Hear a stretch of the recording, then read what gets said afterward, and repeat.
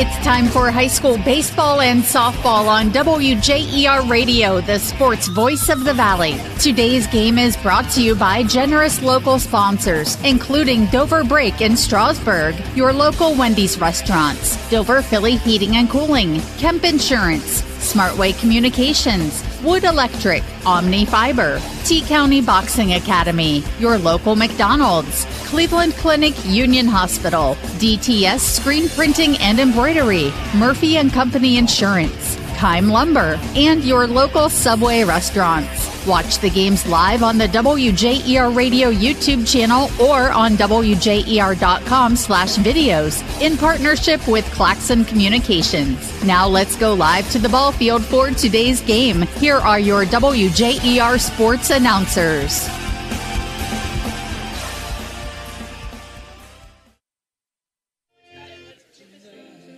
Good Friday afternoon from Pickerington Central High School, just east of Columbus. Welcome to WJER and Claxon Communications, continuing coverage of high school tournament softball with the Dover Tornadoes.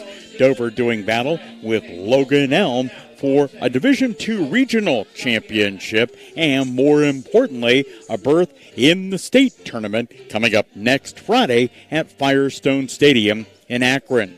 Coming into today's clash, Dover is red hot, having gone 25-1 in their last 26 games on the season. Coach Duff's squad sitting with a record of 26-3. On the opposite side of the field, their opponent today is Logan Elm. Logan Elm is the opportunity, like Dover, as they battle one another tonight, when both schools are having commencement ceremonies, and they had a very interesting and moving opportunity for both teams to honor their senior graduates before the introduction of the starting lineups, as Dover honored their senior and Logan Elm did the same for theirs, and it was a good opportunity for those young ladies who are missing the big commencement ceremonies at home to be honored before a rock-solid crowd today here at Pick Central. Logan Elm, they are called the Braves. They play in the Mid-State League, and they are led by head coach Jamie Binkley, 20-8 on the year. Both teams advancing to this regional championship game after regional semifinal wins on Wednesday afternoon at the same Pickerington Central Complex. Interestingly enough, in the cross field from where we are at today for Dover and Logan Elm, another Tuscarawas County team, the Strasburg Tigers in Division 4, are battling for a regional championship, and they too are hoping for a berth in the state tournament coming up. That would be for them on Thursday of next week at Firestone Stadium in Akron. Home plate meeting taking place now with Dover head coach Hannah Dump, as well as the leader for the Braves program in Jamie Binkley. Those two coaches share one thing in common. They are both first-year head coaches at their respective schools. Coach Duff at Dover, having played in the state tournament going back to 2016 when her alma mater, the Strasburg Tigers, made it to the Final Four but did not win a state title with their berth up in Akron and Summit County.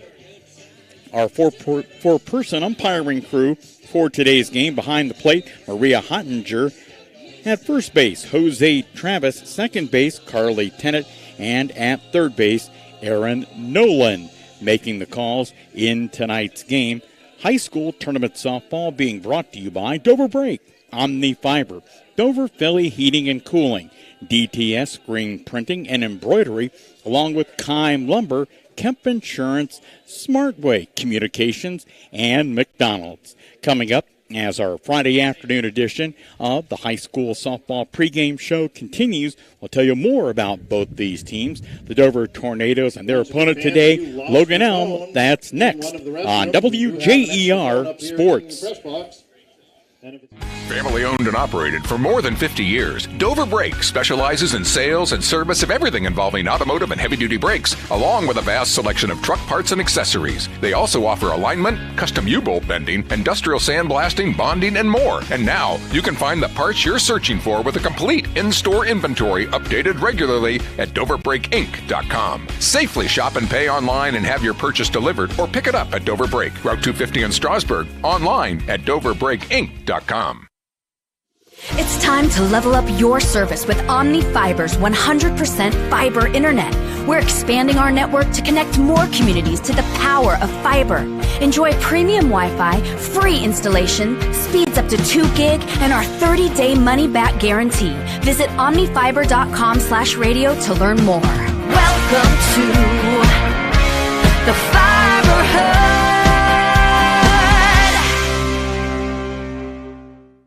This is Christine from Dover Philly Heating and Cooling. A new HVAC system is no small investment, but we can help you save big because now through June 30th, you'll receive an instant rebate of up to $650 on qualified trained systems. Additionally, the IRS is currently offering tax credits up to $2,000. So if your system is getting more expensive to repair, consider replacing it while the savings are hot. I'm always ready to take your call at Dover Philly Heating and Cooling. Call me, Christine, at 330-343-5511.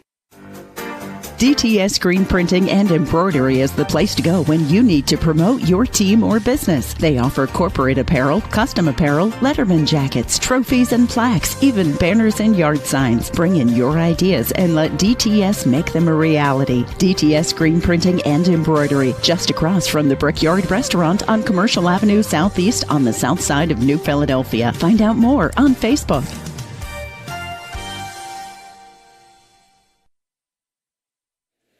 Welcome back into the high school softball tournament pregame show with WJER Sports. As you can see, the home plate meeting continuing. Certainly one of the things that's different, the deeper any softball team goes into the tournament, is that there are more umpires. In a regular season game, if you are familiar, they have 2 umpires. Then you get 3 umpires in the districts and more in the regionals. So an adjustment for the umpires as well as for the teams getting an opportunity, and the umpires, much like the teams, advance on merit as coaches from all across the state will rate umpires, giving them an opportunity to find out how far they can advance when they are assigned by the OHSAA to tournament matchups.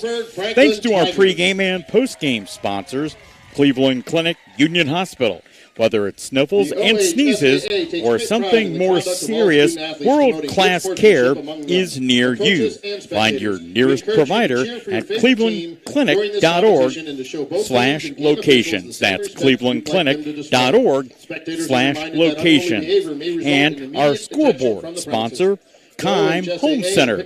Keim is located on 50 acres in the rolling hills of Holmes County and is the destination and trusted source for your home, building, and woodworking needs. They are dedicated to caring for your project just like they would care for their own. Visit them on State Route 557 in Charm or online at keimlumber.com. That's keimlumber.com. When we come back, we'll check the starting lineups. It's Dover and Logan Elm next on the Sports Voice of the Valley. In the rolling hills of Holmes County, we tend to do things a bit differently. At Keim, we're in the business of uncommon experiences, and we're here to care for your project like we care for our own. We believe that quality matters and want to help you get it right the first time, because your project deserves it. So visit Keim Home Center, your source and destination for all things home, building, and woodworking. Keim, built on trust since 1911. This is Nathan Kemp with Kemp Insurance. Contact us today for all your auto, home, farm, and commercial insurance needs. We're proud to have been your local hometown agents for over 35 years and look forward to helping you see the difference local agents can make for you. Kemp Insurance on East High Avenue in New Philadelphia. This is Don Kemp with Kemp Insurance. Whether it's repair work from a fender bender, the after effects of a powerful storm, or a life-changing moment like a house fire, Kemp Insurance is here to provide unmatched customer service. Kemp Insurance, your local hometown agents for over 35 years. Tired of unreliable internet service and unexpected bill increases? Experience internet another way, the Smart Way. Smart Way Communications is your locally owned and operated high-speed internet provider, now serving Dover and New Philadelphia and beyond. Don't get locked into plans with more or less speed than you need. Smart Way is the better way. Local customer service, local infrastructure, and community-minded. That's the Smart Way to get reliable, affordable internet in Tuscarawas County. Call Smart Way at 740-254-8201, online at thinksmartway.com. Whether you're looking for a little extra income on the side or an exciting full-time career with endless potential for advancement, our local McDonald's has an opportunity for you. Flexible schedules, competitive pay, fun perks, and a supportive team environment are all part of the package. A job at McDonald's is one of a kind, just like you. Wherever you are in life, you can find a meaningful career at McDonald's, and it comes with a side of whatever makes you happy. Apply online at mcdonalds.com today. Kylan Moore. Both the non-starters and starters being introduced for Dover and Logan Elm. Dover wearing their gray jerseys with crimson numbers outlined in white. Meanwhile, Logan Elm, who will be the home team today, black uniforms with red numbers highlighted in white. One of the big changes you will notice as we call the game today is a change in starting pitchers for Dover. It'll be Jenna Molk in the circle instead of Carolyn, who's been outstanding. Carol will be in the lineup and playing in the field. No question about that. But a different change in the circle for Coach Duff's team as Jenna Molk will be in the circle. We'll take one final timeout as a part of our WJER and Claxon Communications pregame show. We'll come back and check those starting lineups for the Dover Tornadoes. That's next when the pregame show rolls on from WJER Sports. Malia Gardner. Cleveland Clinic Union Hospital is your first choice for primary care. From a network of family providers to convenient locations near you, you'll always get safe care right where you need it. For wellness visits, for managing your health conditions, for every care in the world. Turn to Union Hospital for all your primary care needs. All Union Hospital locations are accepting new patients. Don't delay. Schedule an appointment today at 330-602-0778. The T-County Boxing Academy is the area's #1 training center for those who are serious about boxing. They offer adult and youth boxing classes for kids as young as 7, along with Muay Thai for ages 10 and up, and mixed martial arts. Most classes are held 2 to 3 times per week at the T-County Boxing Academy, located on East High Avenue in New Philadelphia, and prices start at $60 per month. Remember, your first session of any class is always free at the T-County Boxing Academy, where serious athletes train. Wendy's new breakfast 2 for $3 Biggie Bundles let you create your own delicious combo. Choose from a sausage biscuit, egg and cheese biscuit, small seasoned potatoes, and a medium hot coffee. But it's obvious which combo's the best. Sausage biscuit and small seasoned potatoes. Well, maybe it's the fresh cracked egg and cheese biscuit with a medium hot coffee. Or 2 savory sausage biscuits. Whichever you pick, you can't go wrong. Choose wisely. Choose Wendy's new 2 for $3 Biggie Bundles. Limited time only. U.S. price and participation may vary. Not valid in a combo. Single item at regular price. Just about ready to get this game underway. We will check our starting lineups. One of our many great sponsors, DTS Screen Printing and Embroidery. DTS Screen Printing and Embroidery is the place to go when you need to promote your team or business. Bring in your ideas and let DTS make them a reality. Find them on Facebook or on the south side of New Philadelphia. Leading off for Dover and pitching, Jenna Molk. Batting second, wearing number 1, the third baseman, Olivia McHugh. Batting in the 3 hole, wearing number 8, shortstop, Lainey Kohler. Batting cleanup, wearing number 2 for the Tornadoes, center fielder Charlie Reese. Number 15, playing first base, Avery Contini. The designated player, wearing number 16, Allie Huff. She is batting for the left fielder, number 17, Carol Lint. Number 7, plays second base, Sarah Clark. Catching and batting ninth is Maddie Bantam, and batting ninth in right field, Maddie Fackler. Sadie Binkler is the pitcher in the circle for Logan Elm. Her father, Jamie, is the head coach. And umpires, just a heads up, sometimes for the Braves. Light bulb on the scoreboard does not light up. We think we've got it working, but it might not be lighting up all the time. Moak will lead off for Dover, heading it from the right side of the plate. Jenna Moak. And Dover, as this regional title tilt gets underway, a crazy good 26-3 on the season. Binkley in the circle, and the first pitch of the afternoon. Fouled straight back and off of the backstop, 0-1. Hannah Duff coaching down at third base, the head coach, assistant Jim Morris in the first base coaching box for the Crimson and Gray. Binkley checking the pitching wristband on her left wrist. And the 0-1 pitch, a little bit low, perhaps outside, 1-1 on Jenna Moak. Down the left field and right field lines here at Pickerington Central, 185 feet, 200 feet, 2 straightaway center. Moak, slightly open stance, the 1-1 pitch slapped hard but foul down the third base line as the count moves to 1-2. As we were mentioning during our high school softball pregame show, the Strasburg Tigers playing on the opposite diamond here at the Pickerington Central Complex. They, like Dover, trying to get to the state tournament next week in Akron. Again, Binkley dealing the 1-2. That's low. 2 balls and 2 strikes. Logan Elm down near Circleville. Of course, I am sure that you in Tuscarawas County, well aware, Circleville, home of the Pumpkin Festival.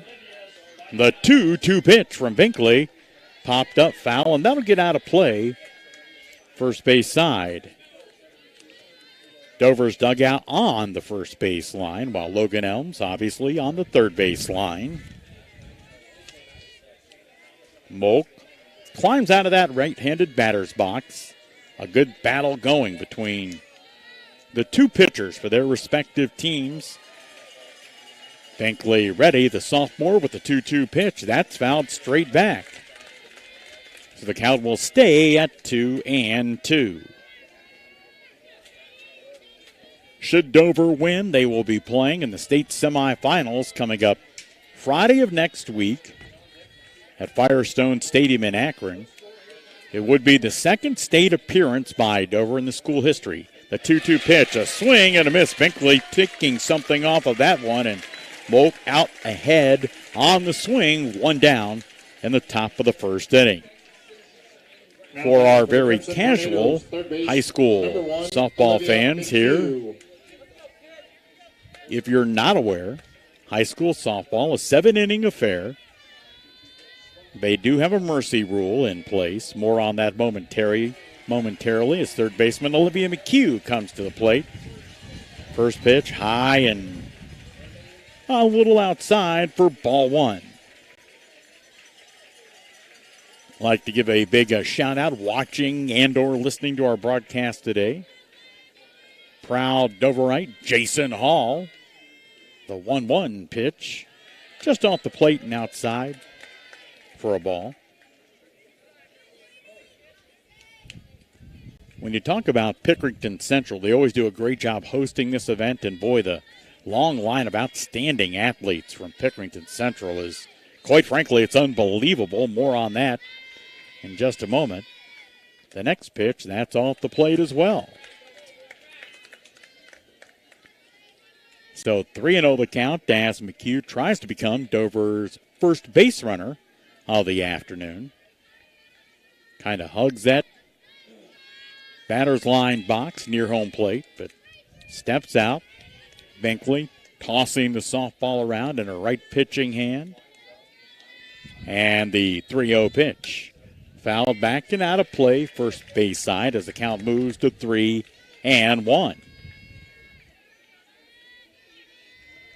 I think Binkley wanting a new softball, and the home plate umpire, Maria Hottinger, will make sure that she gets one. If you're wondering why you're not hearing the voice of Bill Hammerstrom or Rikki Metcalf, who is bringing you these games all throughout the postseason, we'll give you the 4-1-1 on that momentarily. The 3-1 pitch to McHugh. High. Now they call that a strike. Well, a delayed call by Hottinger, so now the count runs full. But Mr. Hammerstrom, the sports director at WJER, a child graduating, so rightfully so, he is there. I am here.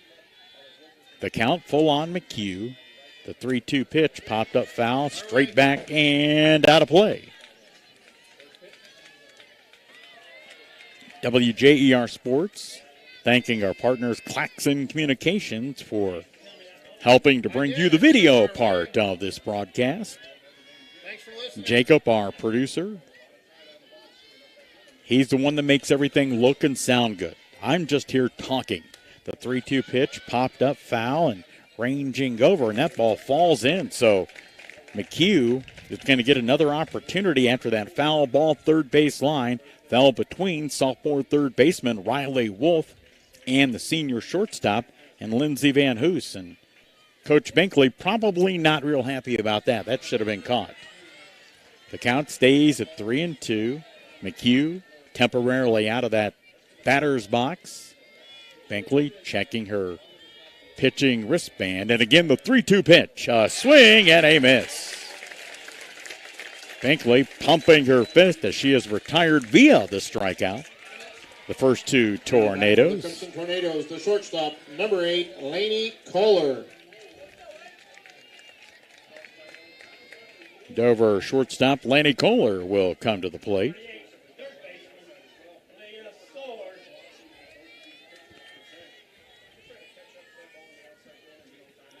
Two up and two down, top of the first inning. We're scoreless, Dover and Logan Elm.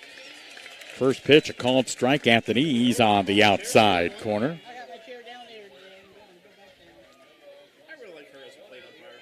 I feel like I don't see a lot of strikes. I go, ooh, she seems like she's very consistent. 0-1. Kohler looking out toward the circle, and the pitch off the plate. 1-1.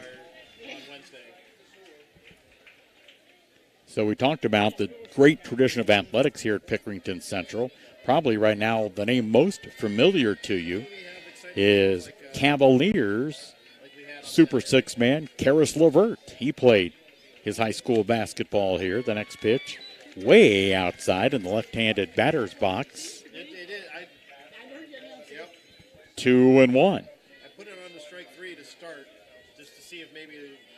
Binkley steps back behind the rubber, again checking that wristband, something she'll do before almost every pitch. And the 2-1. Line drive caught at second base by Addie Smith to end the top of the first inning. After a half inning, Dover scoreless. Logan Elm coming to bat on the Sports Voice of the Valley. Are you searching for the right insurance coverage tailored just for you? Look no further than Murphy & Company Insurance. Ian Murphy and the team at Murphy & Company put your needs first and are here to guide you through the maze of insurance options. From life, commercial, farm, home, and auto insurance, they've got you covered. Reach out to request an appointment at 330-934-9665. And remember, when it comes to insurance, choose the company with a legacy of excellence. Choose Murphy & Company Insurance, 123 Southwester Avenue in Dover. High school softball in the Division II Regional Championships being brought to you in part by Omni Fiber. A great new offer for Dover and New Philadelphia residents. Right now, when you switch to Omni Fiber, you'll receive their Fast Plan, 2 gigabits per second for only $50 a month for a year. This limited time offer will help you save big on 2 gig. Visit omnifiber.com/WJER to learn more. Dover finishing their warm-ups here in the bottom of the first inning as Logan Elm gets ready to come to the plate for the first time. Against Dover, right-handed starter Jenna Molk. This Dover softball team overall a very young one. Molk, a sophomore. She's joined in the starting lineup by her battery mate in terms of a sophomore, Maddie Bantam. 3 sophomores, or one other sophomore, Carol Lint in left. Number 9, Lindsay Van Hoos. 2 freshmen, Olivia McHugh at third, Allie Hupp as a designated player. We'll set the rest of those Crimson Tornadoes in a moment. As leading off, left-handed hitting, Lindsay Van Hoos. First pitch, missing out of the zone for a ball, 1-0. Molk ready, and it looks like home plate umpire Maria Hunter has called an illegal pitch. So it's 2-0. Well, that would help if I knew the rules. That also means interference if that Okay. Molk ready, the 2-0 pitch, high and inside, ball 3.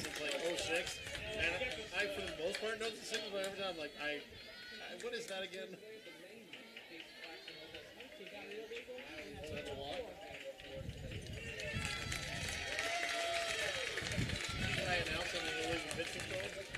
Coach Duff is going to come out and talk with the home plate umpire about why the pitches on 2 of the first 4 opportunities have been called illegal, and that has led to a leadoff walk for Van Hoos.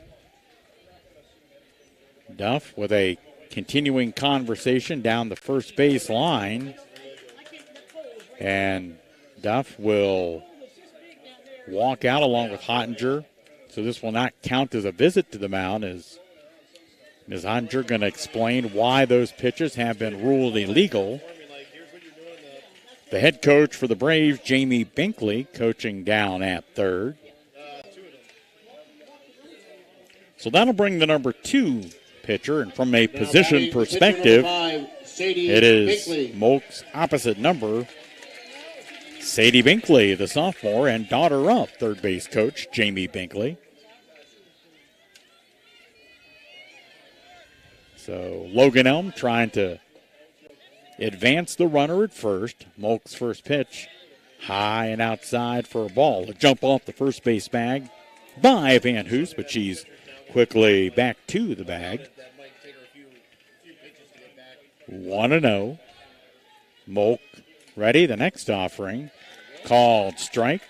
Just about at the letters on the inside corner. 1-1 on Sadie Binkley. Certainly we were mentioning earlier on during the broadcast, kind of interesting to be sure that both schools with commencement ceremonies tonight and both schools with first-year head coaches. The 1-1 pitch slapped, and that'll get into right field for a base hit. Going from first to third and not in time on the throw. And getting there safely is Van Hoos. So Logan Elm quickly in business here in the bottom of the first inning. Runners on the corners and nobody out. Number 4, Riley Wolf.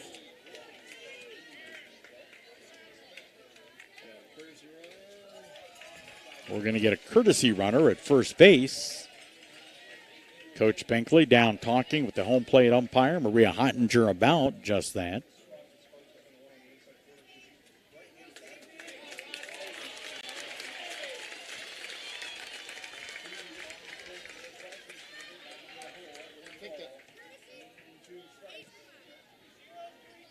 We have a courtesy runner for the Braves, number 8, Katie Wilson. Courtesy running for the pitcher. Katie Wilson 5, will Sadie be Binkley. the Number 8, courtesy Wilson. runner. Courtesy running for the pitcher, number 5, Binkley. Now batting third And again, base, for our number 4, casual Riley high school softball fans watching or listening today,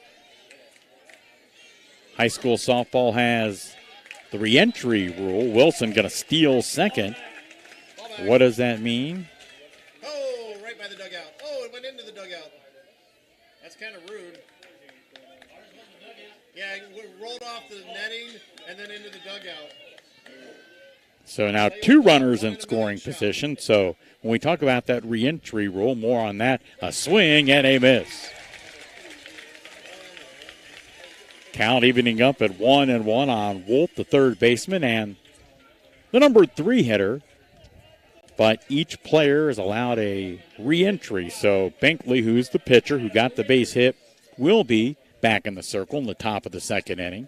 The next pitch, a good bunt in front of the plate, and they say fair ball. As coming in from first for Dover, and probably should have let it roll a little bit more, was Avery Contini, but she picked it up. The umpire said fair ball. Van Hoos scores from third.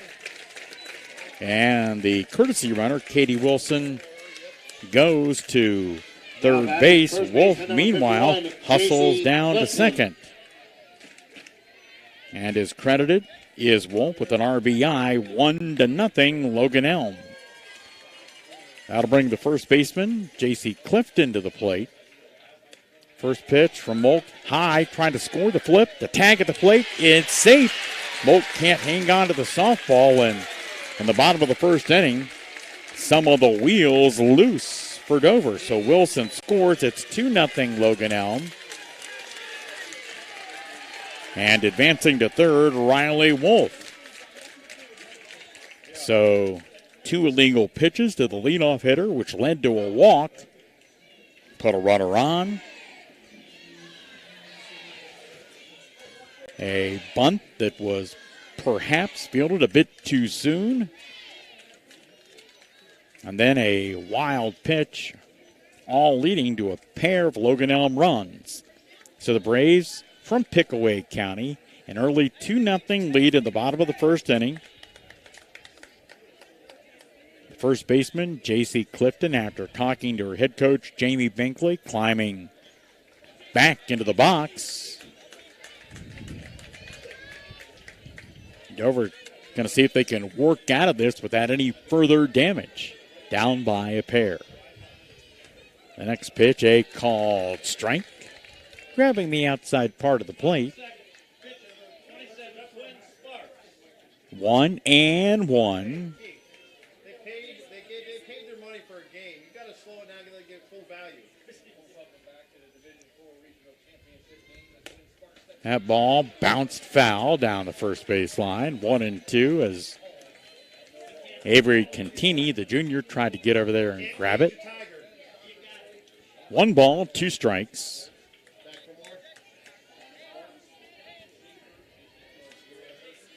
Molk ready. The 1-2 pitch popped up foul, racing over Contini, but that'll bounce off the top of the Dover dugout, first base side, as the count will stay at 1-2. We had a mix of sun and clouds. This game was getting underway about 15 minutes ago, but not necessarily threatening, but more clouds than sun is what we've got now. Molk from the circle, the 1-2 pitch, a swing and a miss. So Clifton fans, and Wolf has to stay at third. 1 out, and the lead for the Braves remains at 2-0. Braves left fielder Lucy Kaplinger coming to the plate. Molk ready. And the pitch, a called strike on the outside corner. Well, one of the things you will see the softball umpires do, and that's how they are instructed and trained to do it, you will hear them call strike before you see them signal strike. So the players are aware of that, although sometimes the fans in the stands may not be. Another illegal pitch called on Molk. That's her third of the first inning. It's 1-1. Molk ready. The next pitch sailing high, ball 2.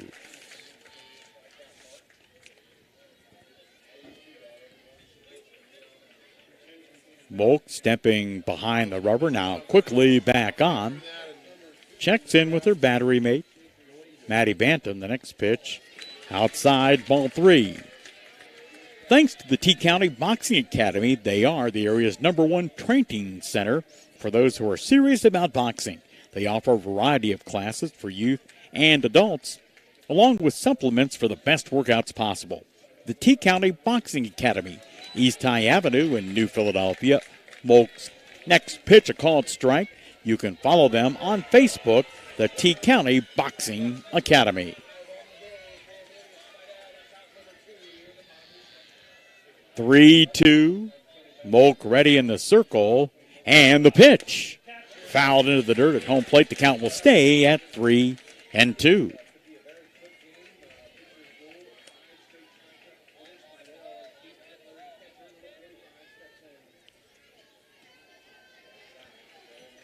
Logan Elm having tallied twice here in their half of the first, leading the Crimson Tornadoes 2-0.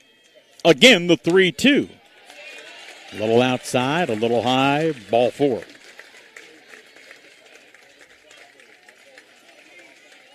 So for the first 5 runners have reached for the Braves. They've got runners at first and third as the right fielder, Peyton Richendaler, comes to the plate. Richendaler, their second left-handed hitter for Jamie Binkley's squad, swings and misses at the first offering. On an illegal pitch there, could the runner steal, or is it just a dead ball? She never directed through the pitch.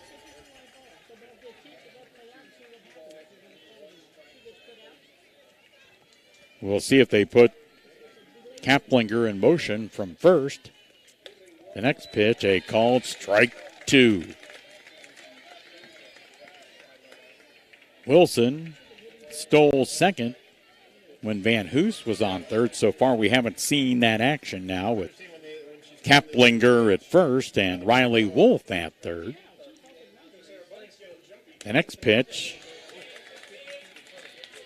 high, and now we do see in motion Kaplinger advancing, and again for Logan Elm, 2 runners in scoring position.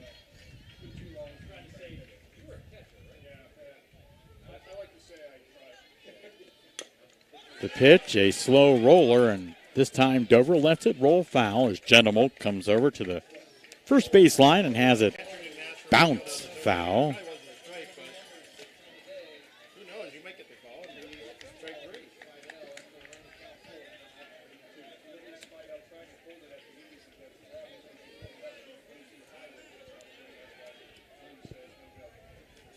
Richendaler back in that left-handed batter's box.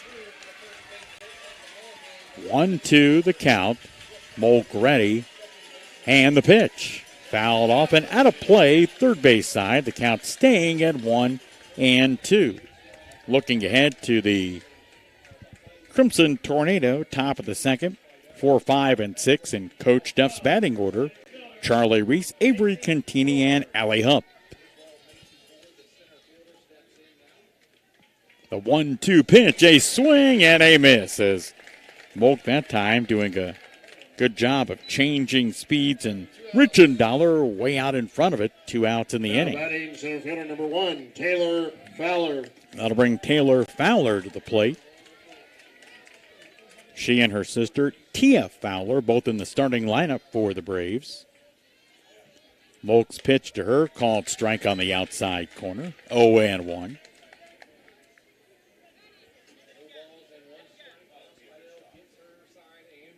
Fowler will step quickly out of the batter's box, and as you can see, just about as quickly back in. Molk ready, and the 0-1 pitch. A little bit high for a ball. Both these teams advancing to the regional championship clash with Wednesday wins here at Pickerington Central. 1-1. Mulready, the next pitch, a little bit high. Ball 2. Defensively for Dover, from third to first, Olivia McHugh, Lainey Kohler, Sarah Clark, and Avery Contini. Maddie Bantam behind the plate, Molk in the circle. The next pitch, a swing and a miss. For the Crimson Tornadoes in the outfield from left to right, Kara Lent, Charlie Reese, and Maddie Faulkner. Keith, we're still in the first inning. 2-0. Logan Elm leading. Dover trying to get out of the inning. The pitch from Molk. Inside, a nice stop behind the plate by Bantam to prevent any possibility of Wolf advancing from third. The count is full on center fielder Taylor Fowler. Molk ready, the 3-2 pitch. That's outside, ball 4. So the bases now loaded. Riley Wolf at third. Lucy Keplinger at first. Taylor Fowler at first with her sister, catcher Tia Fowler, coming to the plate. And an opportunity for 2 runs for Logan Elm to come in, which has already happened with and the bases loaded and only 2 hits, 3 walks. First pitch, fouled long and well out of play down the right field line. Tia Fowler wears number 16 on the back of that Braves jersey, asking for some time from home plate umpire Rhea Hottinger as she digs back in. Molk ready, and her 0-1 pitch. A little pop, going to be bounced, and Dover, another fielding miscue. Lainey Kohler had it. Felt like she had to apply the tag instead of step on the bag. Couldn't do it. Safe is Taylor Fowler. Tia Fowler reaching on the fielder's choice. Wolf scores from third, and it's 3-0. Logan Elm, the bases are still loaded.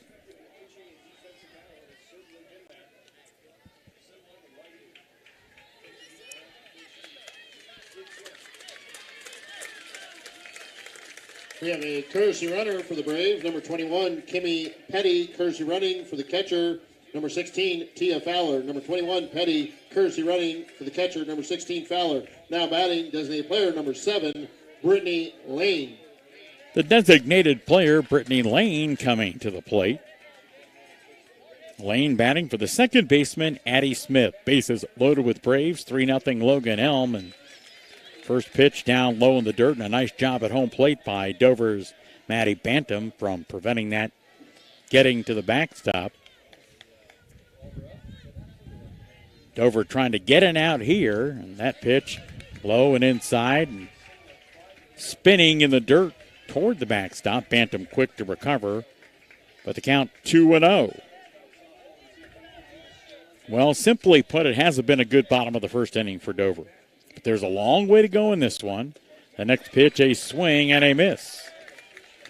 So Molk that time simply poured it plateward, and Lane could not catch up with it. Lane, the 9th Brave to bat in the bottom of the first inning.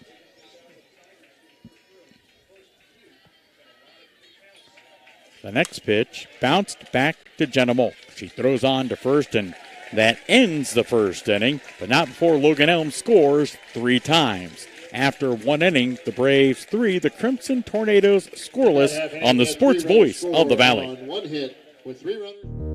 Subway refreshed their ingredients, then their menu, and now they're slicing their meats fresh. That means fresh sliced turkey, fresh sliced ham, and 2 Deli Hero subs. Try the Titan Turkey and Grand Slam ham, each piled high with double the cheese and more meat. Order your Deli Hero sub with freshly sliced deli meats today, and be sure to try all the subs on the refreshed Subway Series menu. Subway's tastiest menu upgrade yet. The T County Boxing Academy is the area's #1 training center for those who are serious about boxing. Serious athletes know that everything they put into their bodies affects their workouts, which is why the T County Boxing Academy offers the industry's best supplements at the best prices for the best workouts possible, including brands like 5% Nutrition. Try their real food protein with low glycemic carbs. If you want to train like the pros, use the supplements pro boxer Sugar Dre Donovan of Urixville uses. Available at the T County Boxing Academy, located on East High Avenue in New Philadelphia. High school tournament softball with WJER Sports. Thanks for being a part of the broadcast today. It's the Division II Regional Championship game from Pickerington Central High School, just east of Columbus. Logan Elm, a 3-run advantage. As Dover comes to the plate for the second time against Logan Elm, sophomore right-hander Sadie Binkley. Charlie Reese to lead things off, right-handed hitter for Coach Duff and company. Binkley's first pitch, high and outside. They appeal down to the first base umpire, Jose Travis. Did she go? Mr. Travis said no, she did not. It is a ball. I don't think I want to get in a nose-to-nose with Mr. Travis. He's about 6'4" and looks like he's about 255 down there. Reese ready. The next pitch, a slow roller back to the mound. Binkley fields it, fires on to first in time to get Charlie Reese for the first out in the second inning. Crimson Tornadoes first baseman Avery Cantini coming to the plate.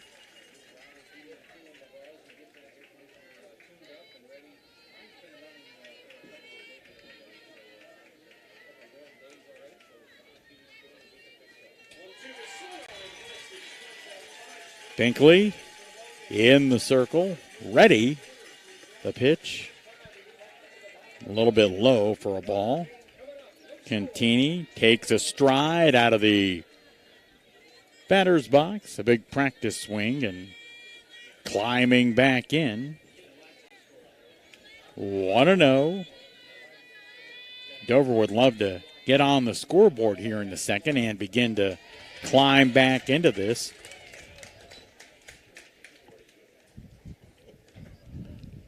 Called strike on Cantini.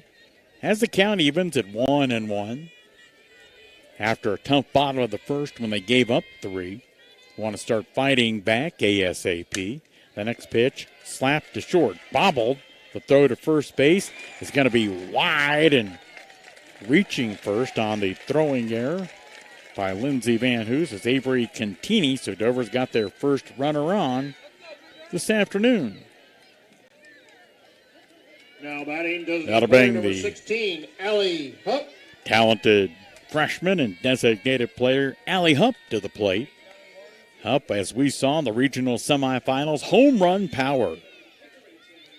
So, boy, if you'd like to see the Dover fans here in Picktown go crazy, she lit that up. That would certainly light them up. First pitch to Hupp down low for a ball.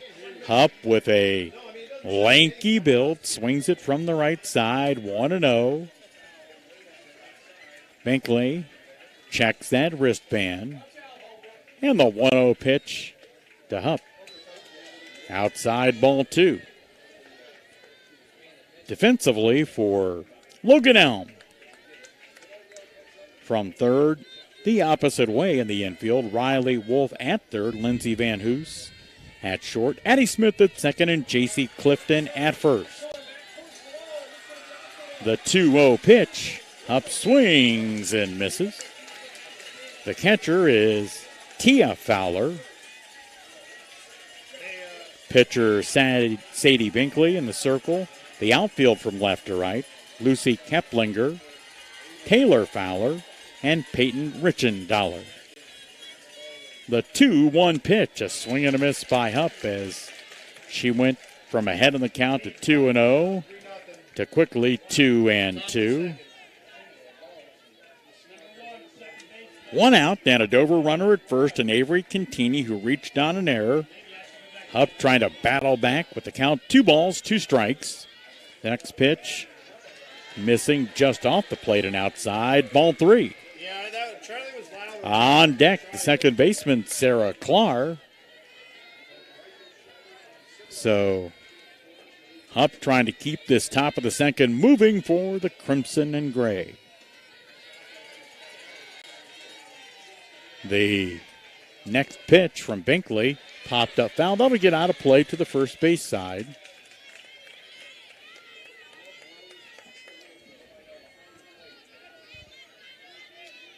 In talking with some of the tournament officials before the game, I said with both these schools having commencement exercises, now I'm not real sure what's going on here.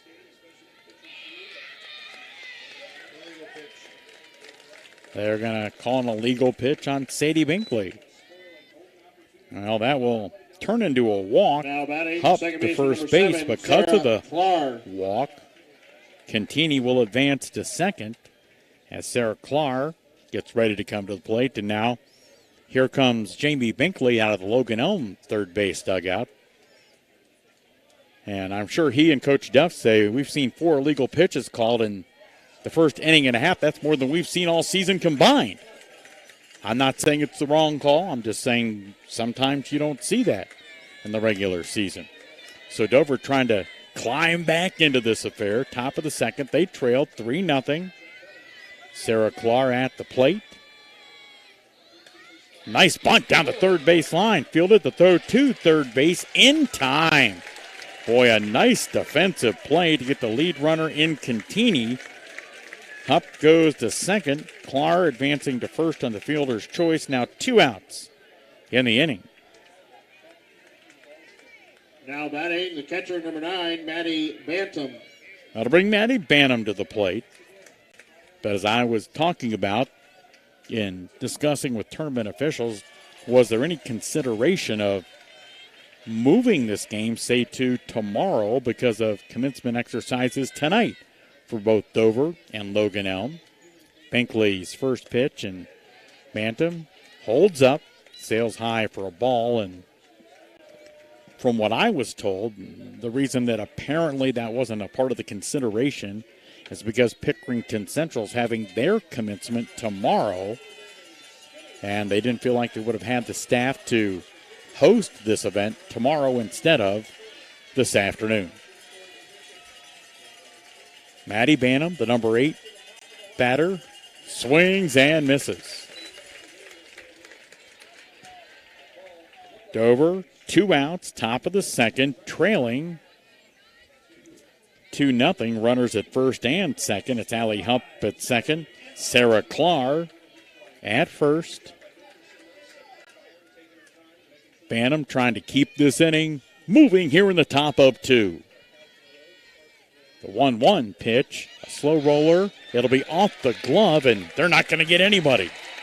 So that's an error on the third baseman and Riley Wolf, and Dover now has the bases loaded with 2 outs. So let's see if Dover can take advantage of it. We're going to see a courtesy runner at first base. We have a courtesy runner. Number 3, Emily Zerfley. Courtesy running for the catcher, number 9, Maddie Bantam. Number 3, Zerfley. Emily Zerfley will run Bantam. Now batting right fielder, number 5. At first for Dover.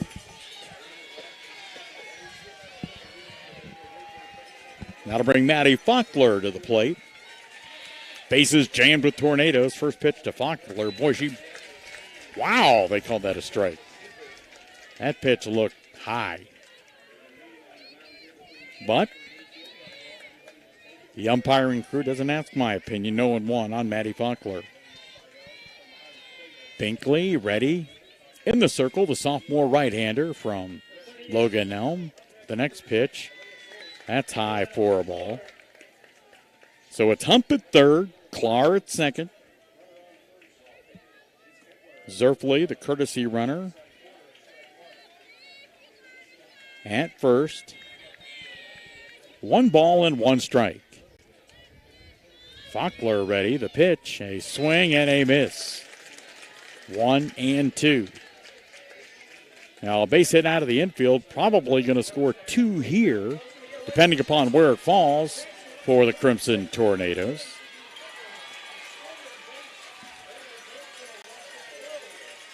Binkley looks over at the dugout, gets a sign, now checks on that wristband on the left wrist. And the 1-2 pitch, a swing and a miss. So Dover leaves the bases loaded here in the top of the second after an inning and a half. Logan Elm 3, Dover scoreless on the Sports Voice of the Valley. In the rolling hills of Holmes County, we tend to do things a bit differently. At Kime, we're in the business of uncommon experiences, and we're here to care for your project like we care for our own. We believe that quality matters and want to help you get it right the first time, because your project deserves it. So visit Kime Home Center, your source and destination for all things home, building, and woodworking. Kime, built on trust since 1911. Wood Electric has been trusted with all of your electrical needs for over 30 years. They're the place to call for industrial, commercial, and residential work. Wood Electric is available 24 hours a day and ready to help with any electrical problem, outage, or installation. Wood Electric, serving Tuscarawas County and beyond since 1988. Like Wood Electric on Facebook or find them online at woodelectric.net.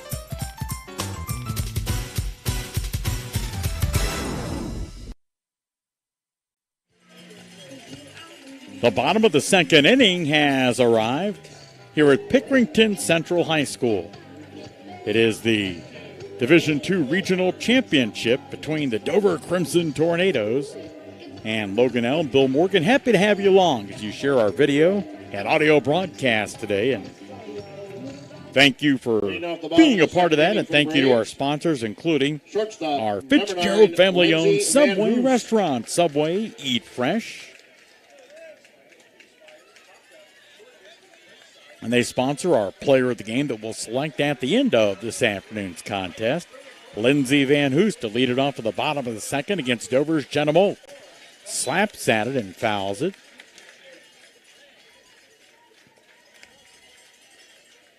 So Dover, from the scoreboard perspective, trying to keep things right where they're at as the Braves come up for their second go-round against DHS.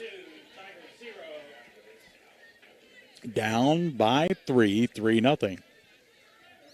Van Hoos walked and scored the first of 3 runs last inning.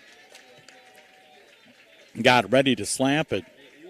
Molt's second offering of the second inning and spins out of the way high for a ball. 1-1. Molt ready and deals.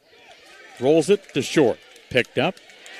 Throw to first, not going to be in time. An errant throw by Lainey Kohler, and it's the throw that skipped away is where the error will be charged. Now batting the pitcher. No guarantee you would have got her at first base.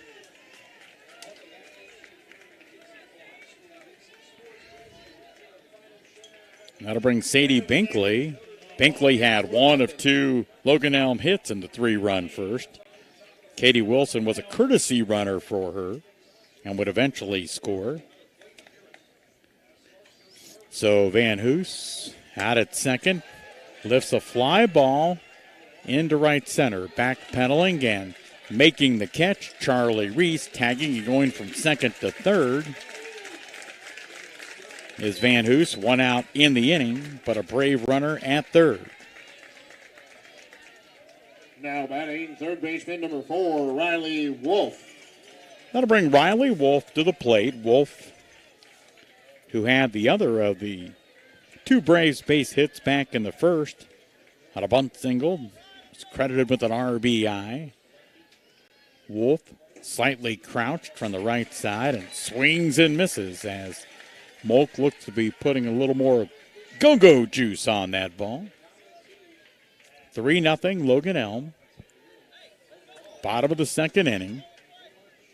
The winner advances to the Division II Final Four coming up next Friday in Akron. The next pitch popped up foul and out of play. I was horrified, but even if they not had the netting, our great public address announcer Kevin was going to protect me as I hid like a sissy under the media table. 0-2. Molk checking in with Maddie Banham in the pitch. A swing and a miss. So now 2 outs in the inning as Wolf fans now batting for Molk. That is her third strikeout. Speaking of strikeouts, first baseman J.C. Clifton, who struck out last inning.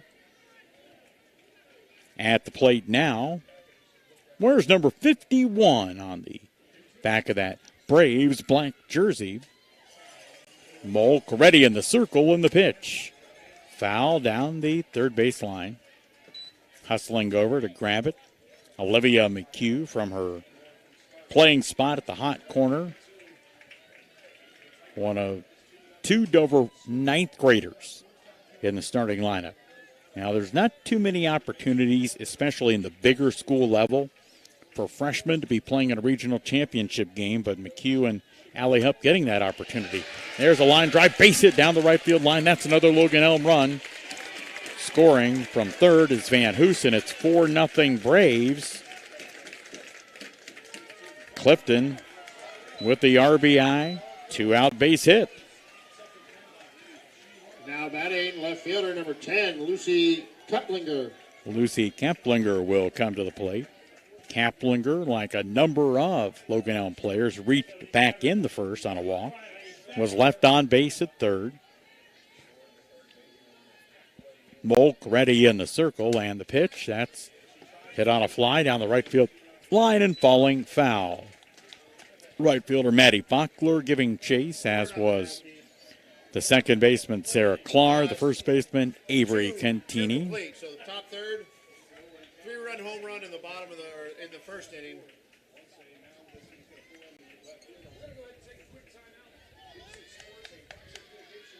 For nothing. The next pitch. 4-0 here. And that was called a ball.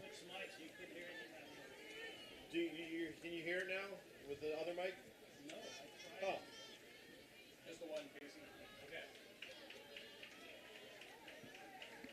Molk in the circle. The next pitch, that skips low in the dirt, and Clifton on the wild pitch will hustle down to second base. And so far, through the first inning plus, defensively anyway, things for Dover not going well. They've had some walks. They've had an error. They've had some plays that should have been made. And Molk, with the heat that Keplinger waves at and misses.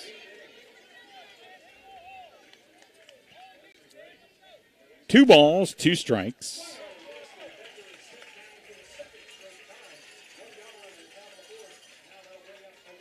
And Molk ready, the pitch. Foul down the line, third base side.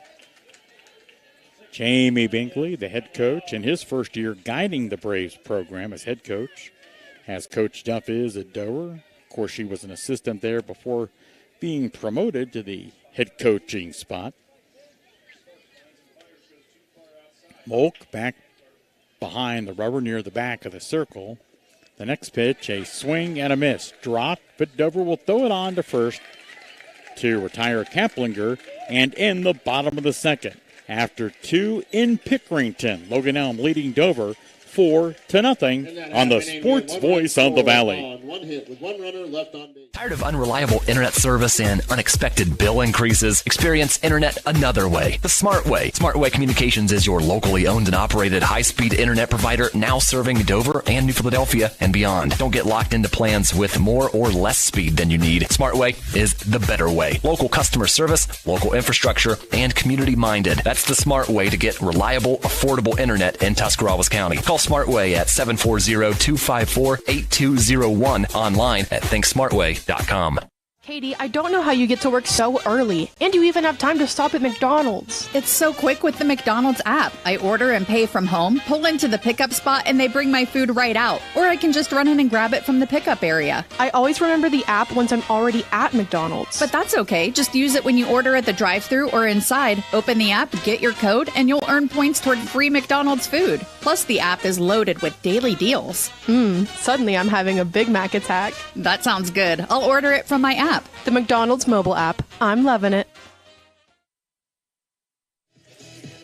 The Dover Crimson Tornadoes getting ready to come to the plate here in the top of the third inning, trailing Logan Elm 4-0. One of our primary sponsors for high school tournament softball, Smartway Communications. Tired of unexpected bill increases? They're coming all the time, aren't they? Or non-existent rural internet coverage? There is a better way, Smartway. High-speed internet at an affordable price. And Smartway can go where the other companies can't. Visit thinksmartway.com.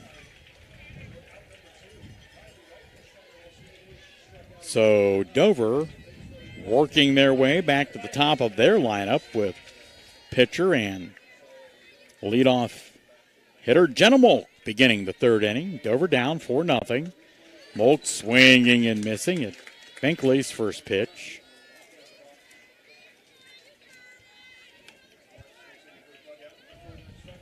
Binkley picks up the rosin bag back behind the rubber, looks toward the Braves' third base dugout, climbs back on. Molk, that slightly open stance, brings the open foot left side to the plate as Binkley's next pitch missing outside for a ball, 1-1.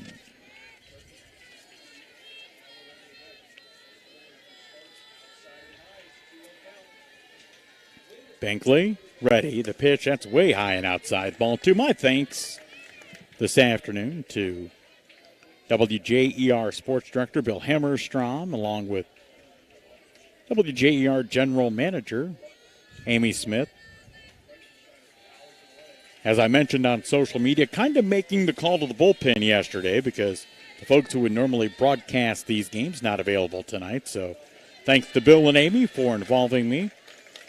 Good to be back on the airwaves at WJER and partnering with Claxon Communications for today's video and audio broadcast. 2-1 as the next pitch missed. Molk stepping back in, looking out towards the circle. Binkley leans back, the 2-1 pitch, a swing and a miss, 2-2.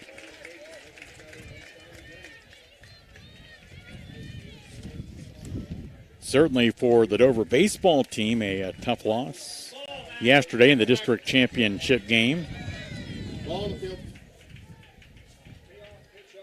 But what a tremendous run through the D1 tournament for Jeff Fondrist and company. Well, and when the division structures change in the OHSAA next year, more on that in a moment after the pitch to Molk. Fouled back and out of play first base side. It's certainly going to benefit Dover in sports like baseball where they are Division I, they're one of the smallest Division I schools in the state. The same true for Bob Von Kennel's basketball team, one of the smallest D1s in the state. So when they expand to 7 divisions, it will help Coach Bob, it'll help Coach Fondrist, and more. The count 3-2 on Jenna Molk. Binkley's pitch, a swing and a miss. So for Binkley, that becomes her 4th strikeout so far. Now batting third baseman, number 1, Olivia McHugh. And a lot of times when you hear people talking about being a small school in a particular division, it's really adverse to somebody like Dover because Division I has the most students in it, being the biggest population student division, as Olivia McHugh comes to the plate and a called strike on the outside corner. So when you talk about the number of boys or girls Dover may have in a sport, but the boys are more affected with those Division I numbers.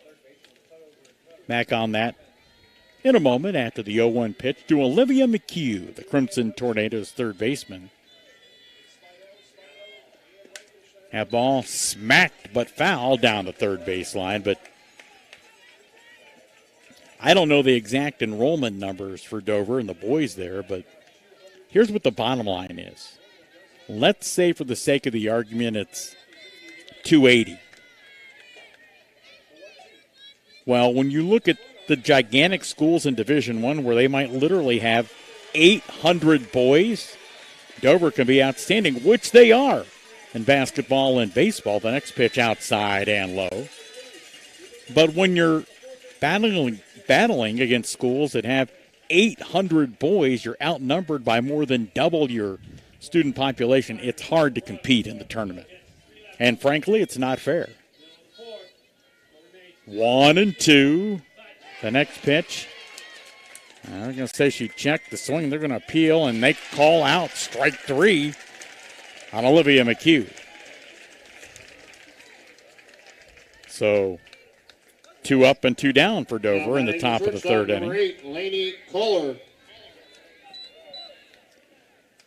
That'll bring Lainey Kohler to the plate. The Dover shortstop hit a soft line drive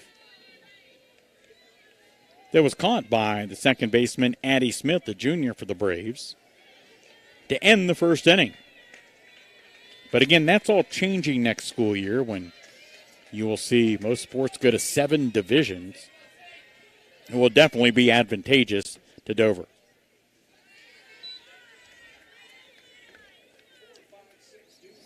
Kohler taking the first pitch outside for a ball. Laney ready. Right up at the front of the batter's box. You don't see too many players at the front of the batter's box, but Laney is. There's a fly ball into short left field, charging in, and a nice running catch that time by Lucy Kaplinger to send Dover down 1-2-3 in the top of the third, and down 1-2-3 for the second time in 3 innings. After 2.5, Logan Elm leading Dover 4-0 on the Sports Voice of the Valley. Family owned and operated for more than 50 years, Dover Brake specializes in sales and service of everything involving automotive and heavy-duty brakes, along with a vast selection of truck parts and accessories. They also offer alignment, custom U-bolt bending, industrial sandblasting, bonding, and more. And now, you can find the parts you're searching for with a complete in-store inventory updated regularly at DoverBrakeInc.com. Safely shop and pay online and have your purchase delivered, or pick it up at Dover Brake, Route 250 in Strasburg, online at DoverBrakeInc.com.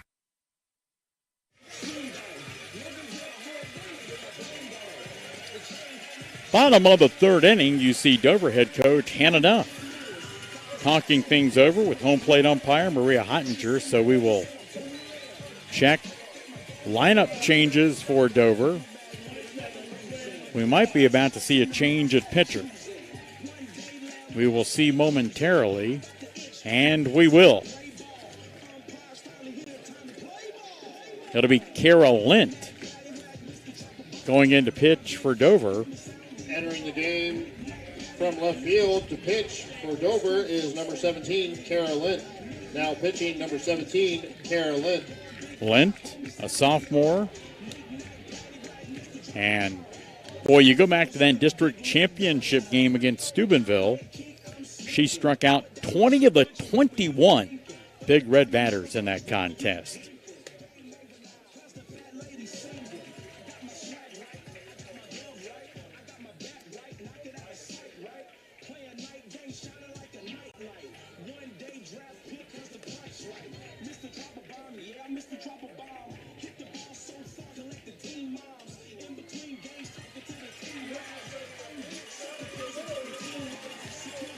Lint continuing her warm-ups. She also picked up the victory in the regional semifinal game Wednesday here at Pickerington Central.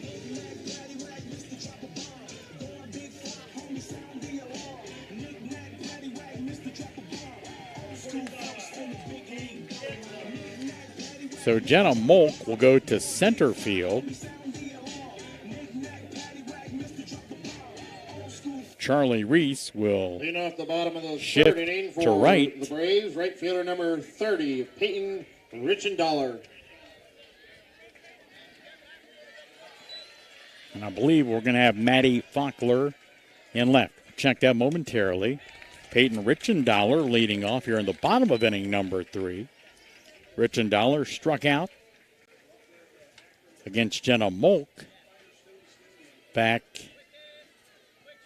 in her first go-around against the Tornadoes in the first inning. A left-handed hitter, and as you can see, the 0-1 pitch, low for a ball, 1-1.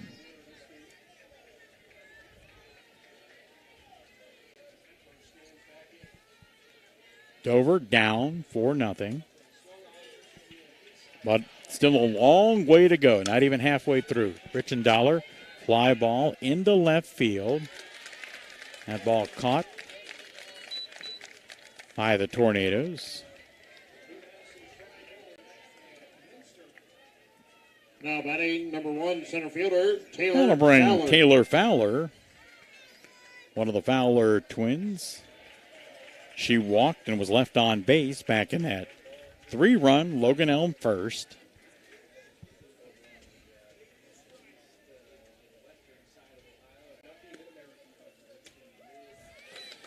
And Fowler will take a strike.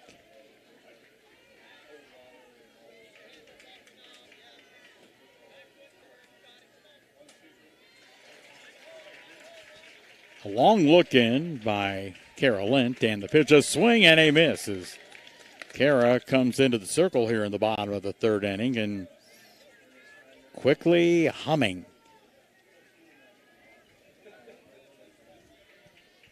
0-2, Lent checks the pitch, called strike 3.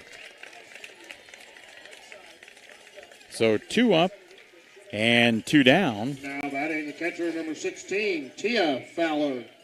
That'll bring Taylor Fowler's sister, Tia Fowler, to the plate. Dover trying to get Logan Elm to go 1-2-3 for the first time in this contest. Pitch low and inside for a ball.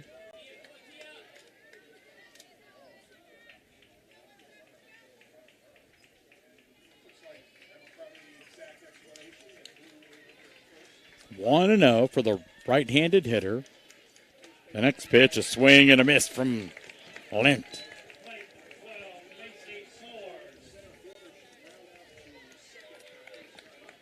So Lent has come in, firing strikes from the circle. 1 ball, 1 strike. That pitch called strike on the inside corner. 5-0 into 3 for the Watkins.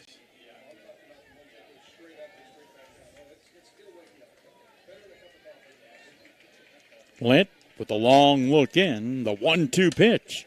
Hit down the third base line and foul.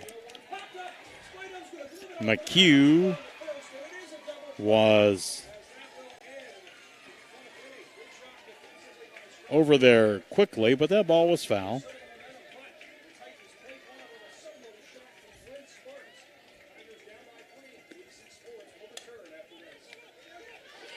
Half ball, slow roller to third, picked up, fire on to first base in time. And a bang, bang play to retire Tia Fowler. And in the Logan Elm third inning, after 3 from Picktown, the Braves of Logan Elm leading Dover 4-0 on the Sports Voice of the Valley. Life moves fast. Can you keep up? Cleveland Clinic Union Hospital Ortho Express Care welcomes patients with no appointment necessary, so injury or joint pain never slow you down. Our orthopedic experts will give you the care you need when you need it. For every break and breakthrough, for every bone and joint, for every care in the world. Walk in for orthopedic care close to you in the Heritage Square Plaza at Dover.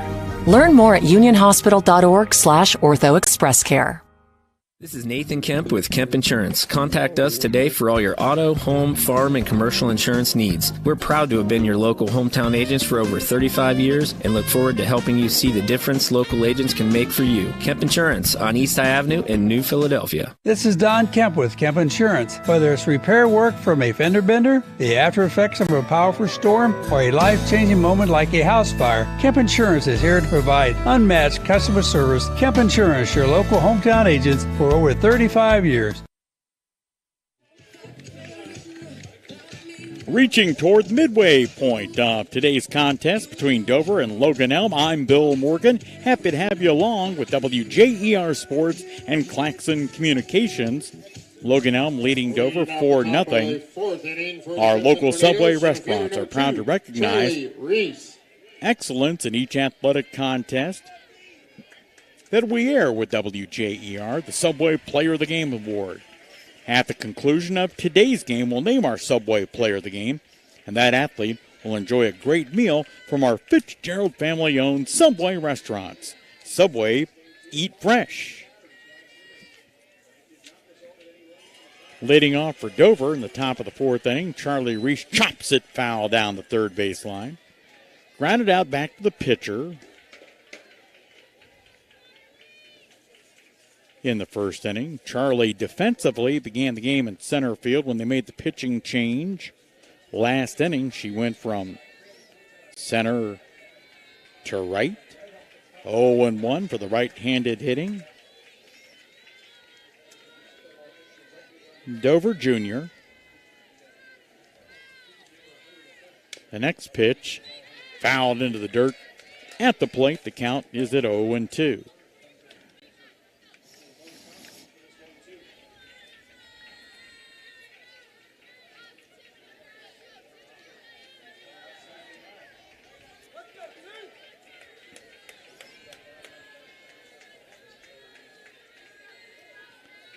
Binkley checking her pitching wristband. There's a slow roller to third by Reese. Fielded, throwing to first base, not in time. Boy, great hustle down the line by Charlie for an infield single. Nothing wrong with the way that Riley Wolf fielded the ball, but Charlie, with that great hustle down the line, picks up the infield single and gets Dover to where they want to be in terms of they need runners on base down 4-0 here in the top of the fourth. That'll bring Avery Contini, who reached on an error in her first at-bat. She'll show bunt. Nice bunt down the first base line. It'll be fielded by Clifton. Now Dover trying to run to third and tagged out at third base. Well, and this has been a game for Dover where some mistakes, some errors have been costly, and a successful sacrifice bunt moved Reese to second, tried to get to third, but then thrown out. And that'll bring Allie Hupp to the plate. But now 2 outs in the Dover fourth.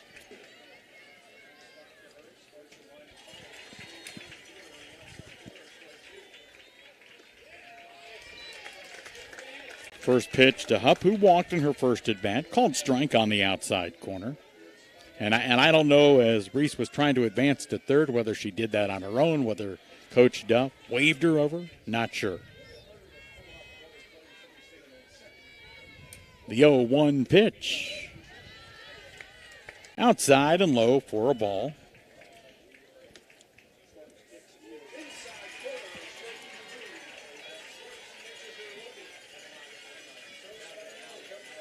Strasburg on the other side of this complex, trailing in their Division IV regional championship game.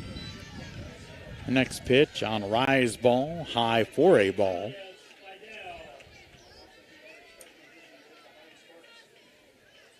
Two outs, top of the fourth inning. The Crimson Tornadoes down 4-0. Sophomore Sadie Binkley in the circle. That next pitch missing out of the zone as well. So 3 balls and a strike. Hupp trying to reach for the second consecutive at-bat. walked to do just that back in the second inning, but was left on base. When Dover had the bases loaded but could not score. Binkley looks to Tia Fowler. The next pitch misses as well. Ball 4. I don't think Binkley cared for that call. She kind of stared in toward home plate, wondering where it was at. So up on with a 2-out walk, and that'll bring Sarah Clark in the second inning, reaching on a fielder's choice. The Crimson Tornadoes trying to work some 2-out magic. The pitch to Clark, fouled back and out of play. First base side. 0-1.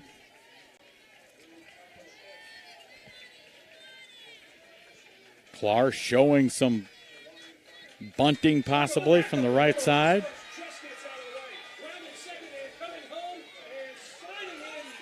A swing and a miss, trying to steal second, throw down to second, not going to be in time.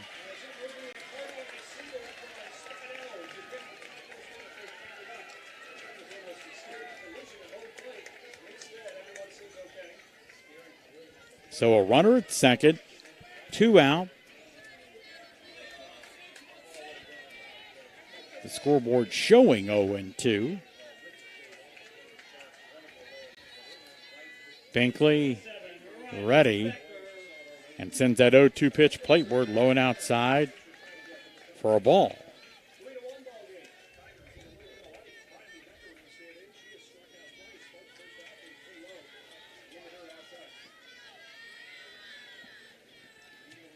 Binkley stepping back behind the rubber, spinning that ball around in her left-handed pitcher's glove. The next pitch, the inside.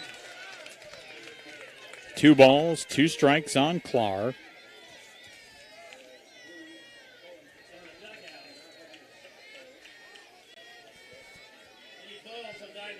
Dover needing something to go their way.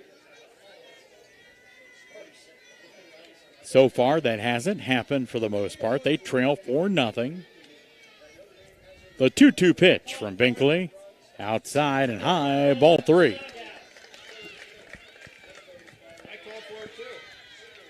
There's one in the net up back here if you want to get it out. So Clark trying to extend the top of the 4th inning. Dover yet to score. Binkley ready, spins it from the circle, popped up foul, and staying alive on that foul off. The count full on Clark. 3-2.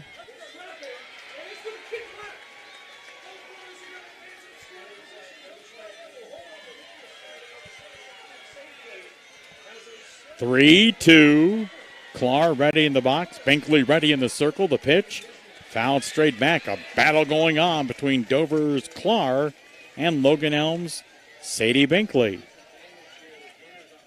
Well, certainly always a ton of pressure on any pitcher, especially in the game of softball at this level. But maybe more so for the sophomore Sadie Binkley, with her dad being the head coach. Again, the 3-2. Clark swings and misses. So good pitching once again by Binkley, keeping the Crimson Tornadoes off of the scoreboard. Halfway through this game, Logan Elm leading Dover 4-0 on the Sports Voice of the Valley.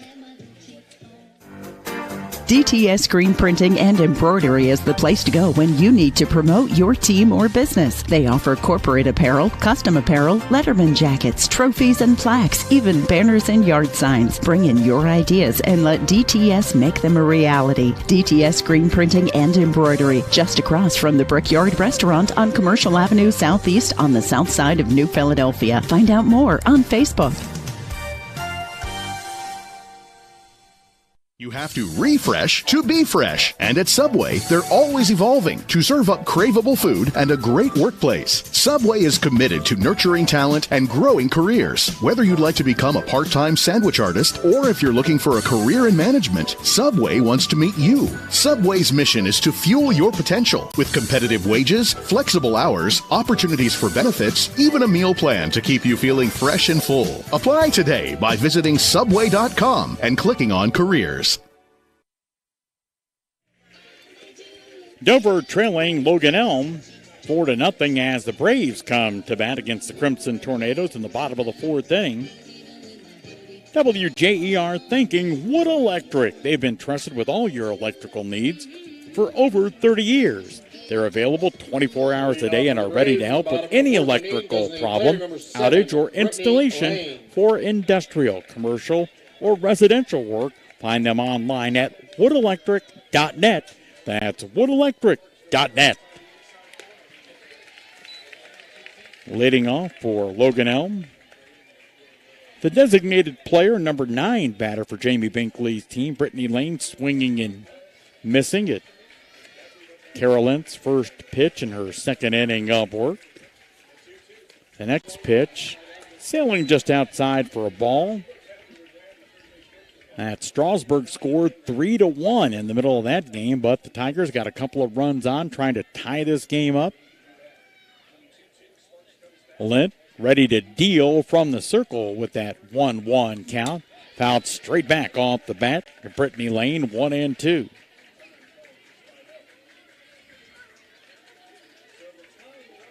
So Dover, 3 more bats to get back in this game. Down 4-0.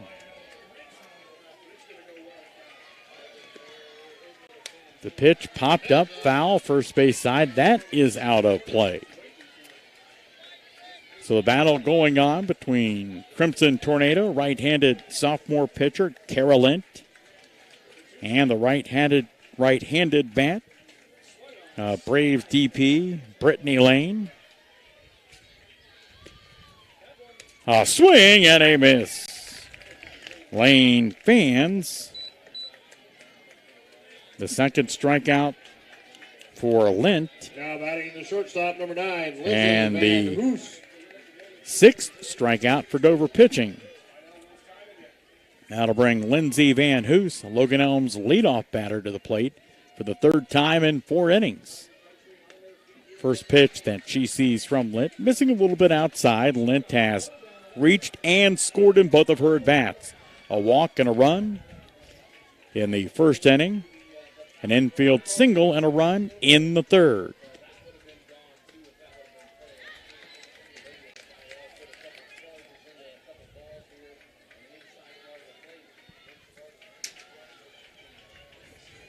Count on the left-handed hitting Van Hoos, 1-1.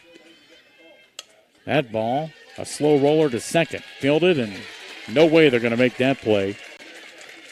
Well, and certainly one of the big differences, right, in softball as opposed to baseball, you're just not going to get the runner on that play because the baselines are only 60 feet.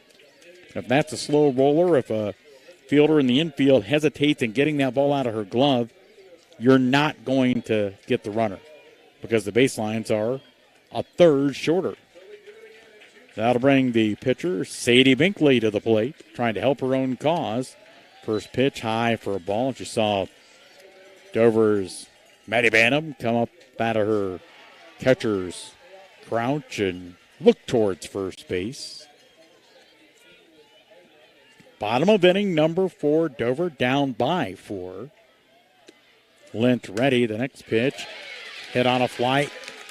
Base hit into right field, going from first to 3rd on the play. And now hustling down to second after that throw. Slid down the first base line and was knocked down by Bantam. Was Binkley, so we will more than likely see the courtesy runner, Katie Wilson, come in.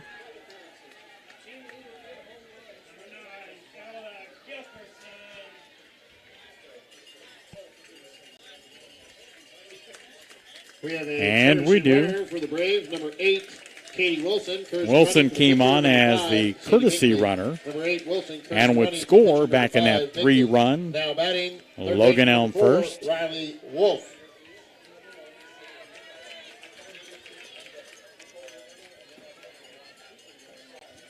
Riley Wolf, 1 for 2 in her 2 at-bats so far. Now Dover needs to keep this scoreboard right where it's at. Lent's first pitch down low for a ball. Wolf with a bunt single and an RBI in the first inning, struck out in her last at-bat.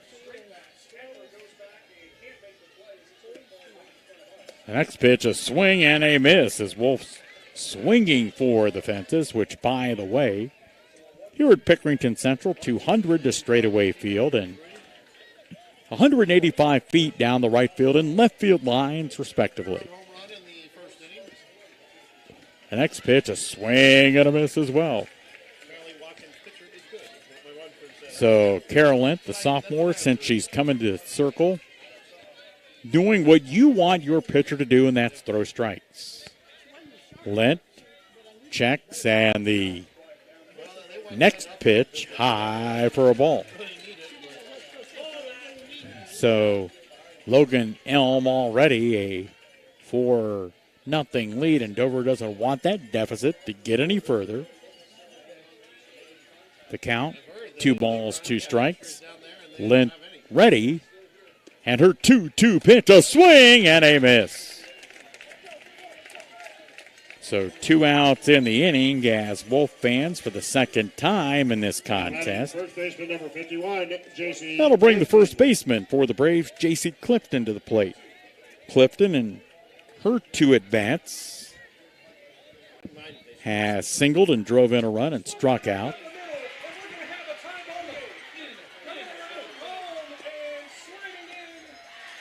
First pitch, called strike on the outside corner.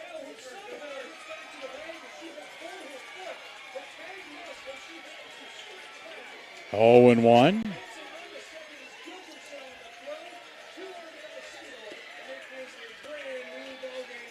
And the next pitch, missing inside for a ball to Clifton. And you perhaps can hear in the background the Strasburg fans cheering as a 2-run single. The Tigers ties their game at 3. They had been down by a pair. That game midway through as well. The 1-1 pitch misses outside off the plate, 2-1. Looking ahead to Dover in the top of the 5th inning. Scheduled catcher Maddie Benham, right, the outfielder Maddie Faulkner, and center fielder Jenna Molk. The next pitch, fouled down the first base line. The count will stay 2 balls and 2 strikes. Well, this is a big pitch and a big batter for Dover. Carol Lent knows it. The 2-2 pitch fouled off and out of play, first base side. The Crimson Tornadoes dugout is down that first base line. Of course, Logan Elm down the third base line.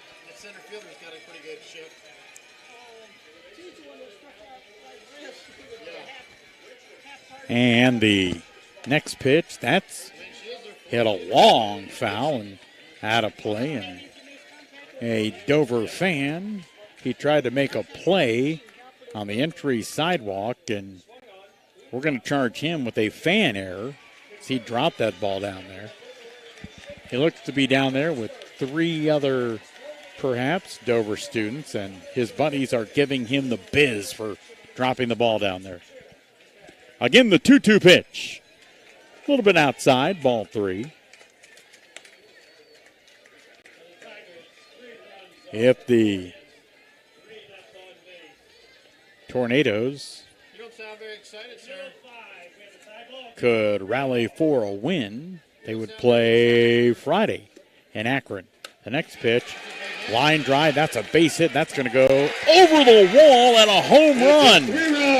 Home run for for the Braves. Clifton Number 51, doing the first best baseman, for JC Logan Elm to Clifton. put this game out of reach as Clifton hits a 3-run bomb that jumped off the bat to left center. It was in the air. Initially, we thought maybe Dover would be able to get to it and end the inning, but it seemed like it kind of hit a jet stream as it pushed itself toward the flagpole in left center and went over the wall, and Logan Elm now up 7-0. So, J.C. Clifton, a 3-run bomb. And now Dover's really going to have to dig their way out of a deep hole. Now batting left fielder number 10, Lucy Kuplinger.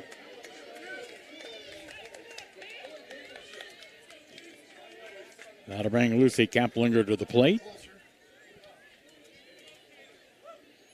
Meanwhile, another update on that Strasburg contest. The top of the fifth there has come to a close, and Strasburg has tied that game up at 3. So they're headed to the bottom of the fifth. Strasburg tied at 3. The first pitch to Kaplinger. High for a ball.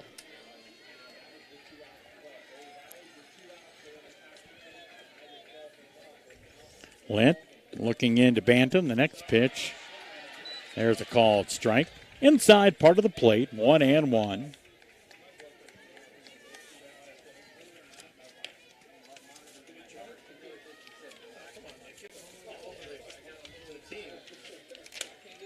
That ball bounced past the second baseman, Sarah Clark, into short right field for a base hit. I know Dover fans are watching, listening. Kind of frustrating right now, down 7-0, but there's a reason they play 7 innings, so don't let yourself get too down because, like we said, 3 more at-bats for Coach Duff's team.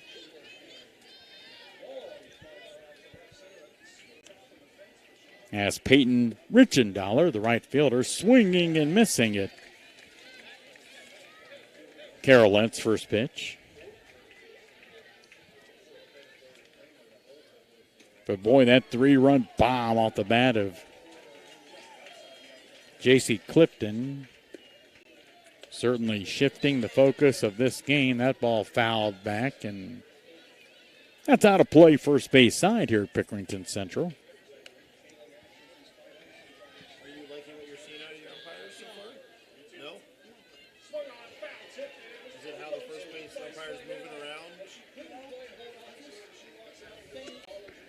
The 0-2 pitch, a swing and a miss as the fourth inning comes to a close, but not before Logan Elm strikes 3 more times. After 4, the Braves 7, Dover scoreless on the Sports Voice of the Valley. At the end of 4 innings complete. This is Christine from Dover Philly Heating and Cooling. A new HVAC system is no small investment, but we can help you save big because now through June 30th, you'll receive an instant rebate of up to $650 on qualified trained systems. Additionally, the IRS is currently offering tax credits up to $2,000. So if your system is getting more expensive to repair, consider replacing it while the savings are high. I'm always ready to take your call at Dover Philly Heating and Cooling. Call me, Christine, at 330-343-5511. It's time to level up your service with Omni Fiber's 100% fiber internet. We're expanding our network to connect more communities to the power of fiber. Enjoy premium Wi-Fi, free installation, speeds up to 2 gig, and our 30-day money-back guarantee. Visit omnifiber.com/radio to learn more. Welcome to the Fiber Hub.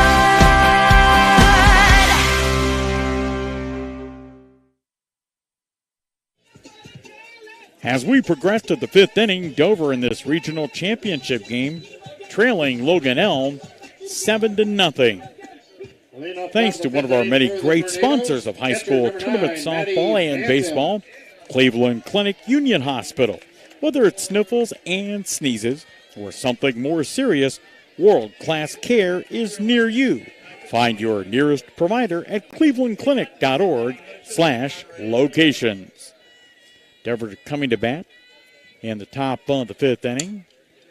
Fouled off and out of play. Maddie Phantom, the catcher, first base side.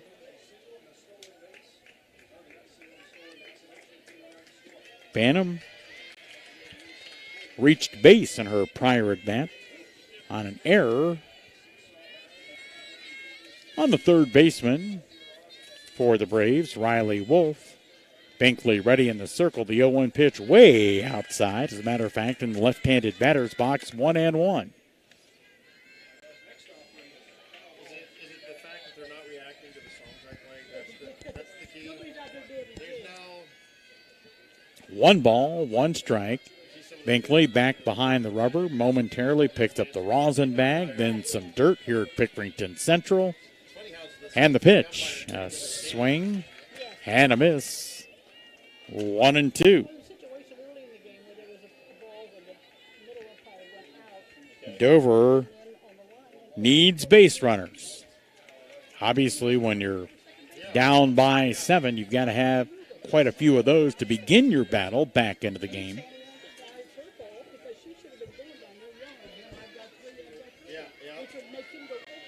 1 ball, 2 strikes on the right-handed hitting Crimson Tornado catcher. A swing and a miss. The ball in the dirt, but scooping it. Fowler at the plate fires on to first base. Now batting right fielder number 5, Madeline Faulkner. That name scares me every time. Faulkner at the plate. Faulkner, her one event, she struck out.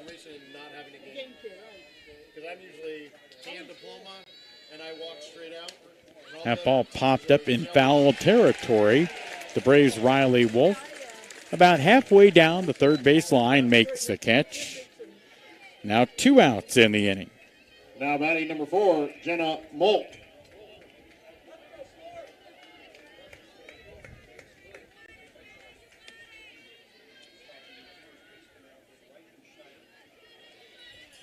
So 2 outs, top of the 5th inning. Logan Elm leading Dover 7-0. Binkley, the sophomore, has been outstanding in the circle today for the Braves. Her first pitch, line drive, and caught on a diving play at second by Addie Smith to end Dover's 5th go-round against the Braves. At the end of 4 1/2, it is Logan Elm leading Dover 7-0 on the Sports Voice of the Valley. Family owned and operated for more than 50 years, Dover Brake specializes in sales and service of everything involving automotive and heavy-duty brakes, along with a vast selection of truck parts and accessories. They also offer alignment, custom U-bolt bending, industrial sandblasting, bonding, and more. And now, you can find the parts you're searching for with a complete in-store inventory updated regularly at DoverBrakeInc.com. Safely shop and pay online and have your purchase delivered, or pick it up at Dover Brake, Route 250 in Strasburg, online at DoverBrakeInc.com. Wood Electric has been trusted with all of your electrical needs for over 30 years. They're the place to call for industrial, commercial, and residential work. Wood Electric is available 24 hours a day and ready to help with any electrical problem, outage, or installation. Wood Electric, serving Tuscarawas County and beyond since 1988. Like Wood Electric on Facebook or find them online at woodelectric.net.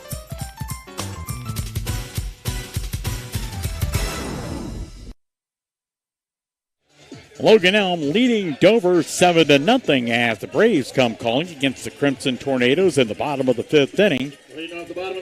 Thanks to one of our many great sponsors of high school sports, DTS Screen Printing and Embroidery. DTS is the place to go when you need to promote your team or business. Bring in your ideas and let DTS make them all a reality. Find them on Facebook or on the south side of New Philadelphia. DTS Screen Printing and Embroidery. Leading off, Tanner Fowler. First pitch, a strike. The 0-1 sailing high. Do they keep track of perfect names by umpires like they do for pitchers? Taylor Fowler, 2 at-bats so far in this game, has walked and struck out. The next pitch, a swing and a miss.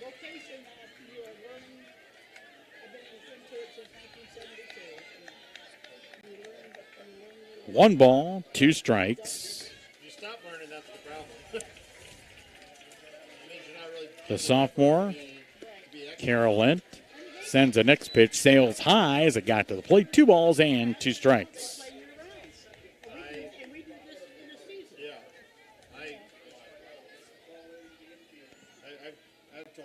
Lent stepping back onto the rubber, looks into Maddie Bantam, and the 2-2 pitch, a swing and a miss.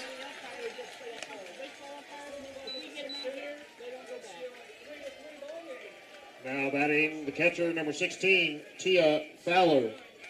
So that'll bring Tia Fowler to the plate as the Fowler sisters go back-to-back in the lineup for Jamie Binkley's team. Taylor Fowler, who we just saw, the center fielder. Twin sister Tia, the catcher. Tia swinging and missing. Tia 0 for 2, reached on a fielder's choice and has grounded out. They could get to the top of the lineup in this inning. That would be A-OK. That ball popped up, foul down the first baseline. That'll get out of play, bounce on the walkway area. Beyond the Dover believe so. First base dugout. Well, that was, I don't know if they're staying. Okay. So there maybe, I can text Lisa.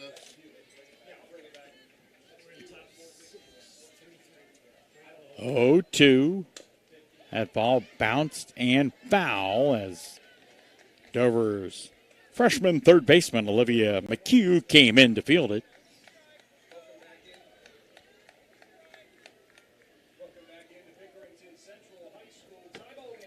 Dover 2 more at-bats to get back in this game where right now they trail 7-0. The next pitch lifted into center field, but right at Jenna Moak. She'll make the catch. So 2 up and 2 down. Now batting does a player, number 7, Brittany Lane. The DP, Brittany Lane, coming to the plate.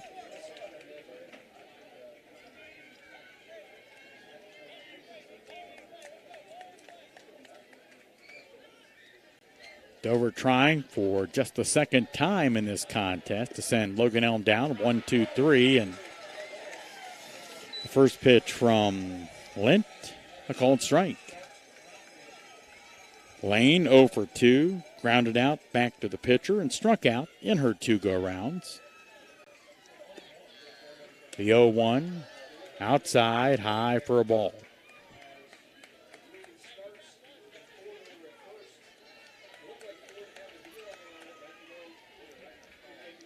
One and 1 on the right-handed hitting Braves DP, and she swings and misses. As Lent ported plateward, 1-2. Lent looking into her battery mate, Maddie Bantam. The 1-2 pitch popped up, foul, third base line, but backing out of play.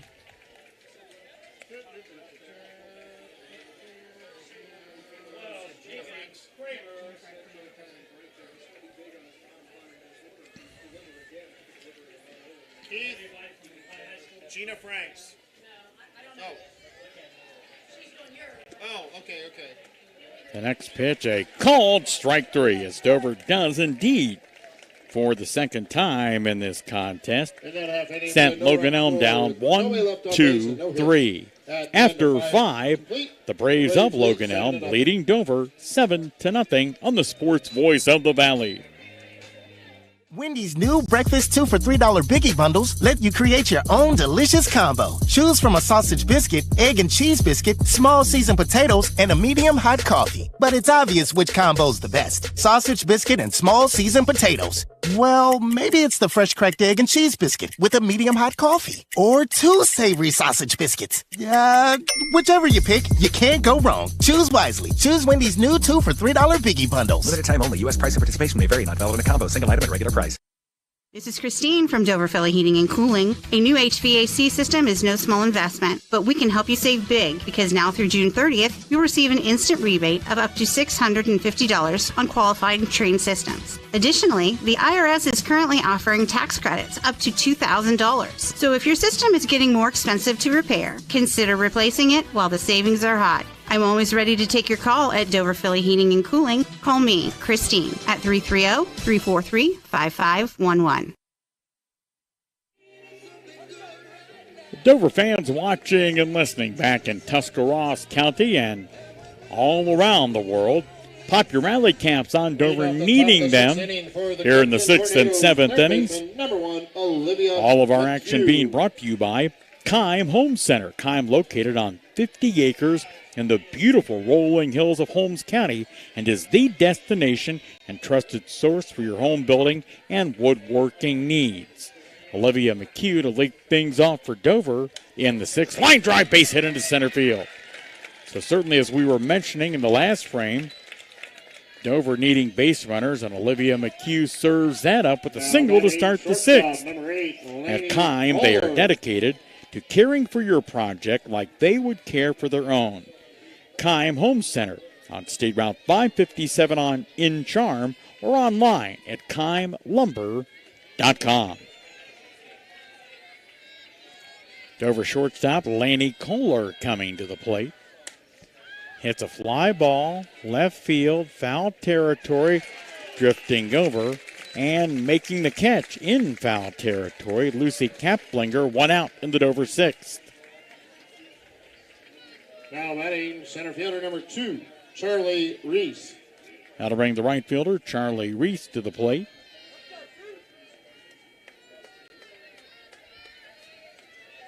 Reese today, 1 for 2.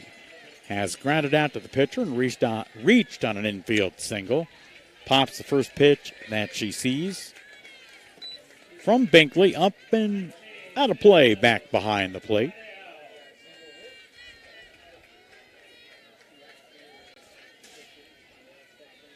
Binkley on the defensive front began the game in center field, moved to right field when Dover made the pitching change. The 0-1 pitch, low and outside for a ball. 1 out, top of the 6th inning. Dover down 7-0. Olivia McHugh started the inning off with a single, has remained at first base so far. The count on Charlie Reese at 1-1.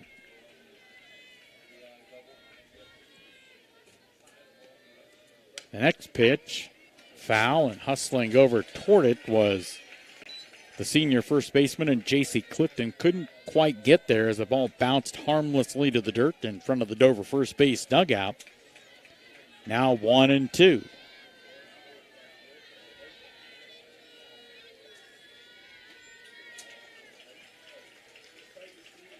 Binkley ready. The 10th grader in the circle, twirling the ball around in a glove. The next pitch, line drive, base hit into center field.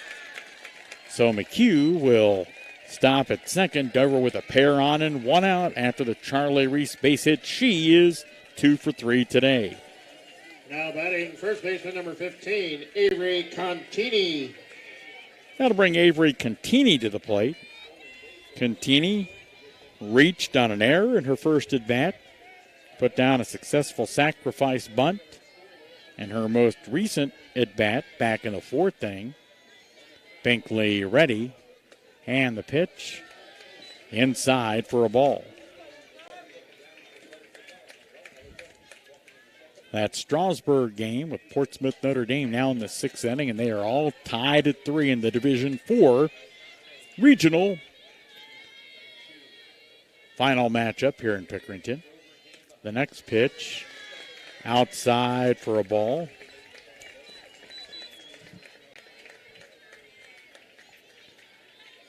For the families of all the Dover seniors graduating tonight, congratulations to you and your families and your sons and daughters, grandsons and granddaughters from WJER Radio and Claxon Communications. The next pitch, line drive, that's a base hit. So having to stop at third is McHugh. Reese to second. The base is now loaded with tornadoes and only one out, top of the sixth inning. Designated player number 16, Allie Hupp. The DP, Allie Hupp, to the plate. Hupp homered in the regional semifinal game, and boy, Crimson Tornado fans all over the place would like to see another big homer here. That would more than halve the current Logan Elm 7-0 lead. First pitch, a little bit outside for a ball. On deck behind Hupp, second baseman Sarah Clark, who has reached in one of her two at-bats.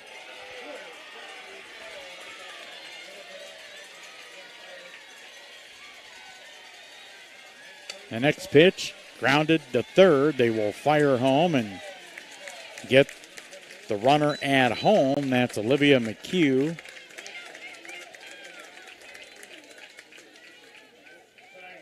Reese goes to third. Cantini to second.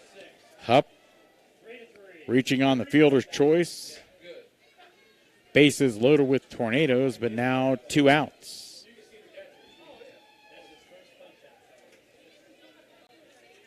Now there's a discussion going on now between home plate umpire Maria Hottinger and Jamie Binkley, the head coach, and I'm not real sure what that discussion was about. Maybe some type of a possible interference that Coach Binkley felt like Dover caused on that play. So all four of our umpires, Hottinger behind the plate, Jose Travis from first, Carly Tennant at second, and Aaron Nolan at third, discussing things, as you can see, just at the third base side of the circle.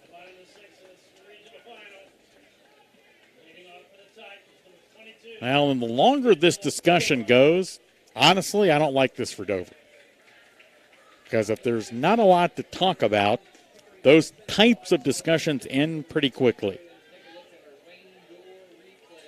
All the umpires back to their respective spots. And I don't think we're going to see, and I'm glad to be wrong in this case, is Hottinger discussing things over with Coach Binkley. So two outs for Dover, top of the sixth inning, but the bases are loaded with Crimson Tornadoes. As Sarah Clark steps to the plate. Number 7, Sarah Clark.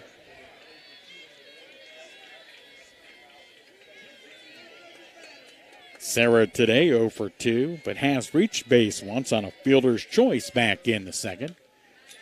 Pitch fouled off and to the backstop directly behind home plate. A shade to the first base side. Lancaster 5-0 for Watkins, end of 6.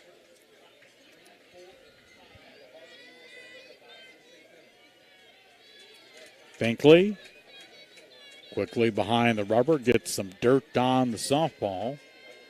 Clark in that batter's box, right-hand side, awaiting the 0-1 pitch. Outside. The catcher, Fowler, throws down to third base, and I've never met Jamie Binkley in my life, but I think he's probably thinking, don't throw the ball down to third base when we're up by 7 runs.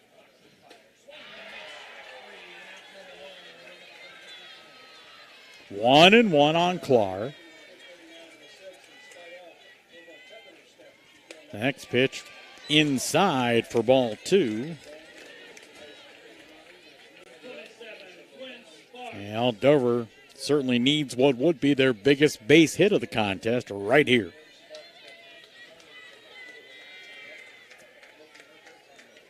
Two balls and a strike. Only a sophomore, Sadie Binkley, ready in the circle. That pitch inside for another ball. And the three prominent pitchers for these two programs, Binkley for Logan Elm and Jenna and Carolyn for Dover, all 10th graders. you might well see these two teams back here next year. The next pitch, high for a ball, and Dover gets their first run of the afternoon. Clark with the bases loaded walk. That scores Charlie Reese from third. Cantini goes to third.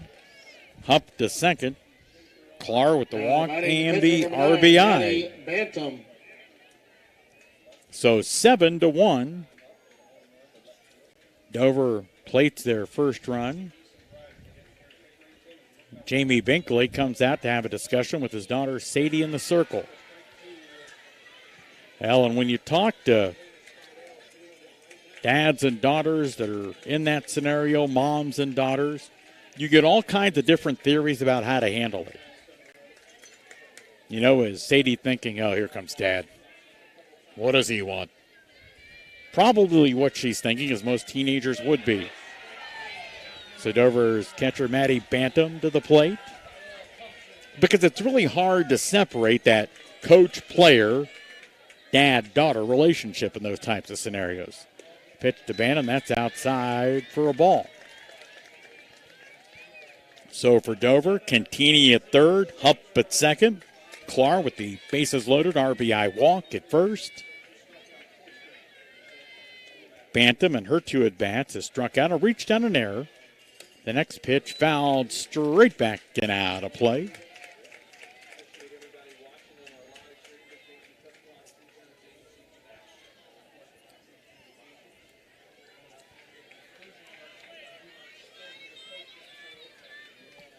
One ball, one strike.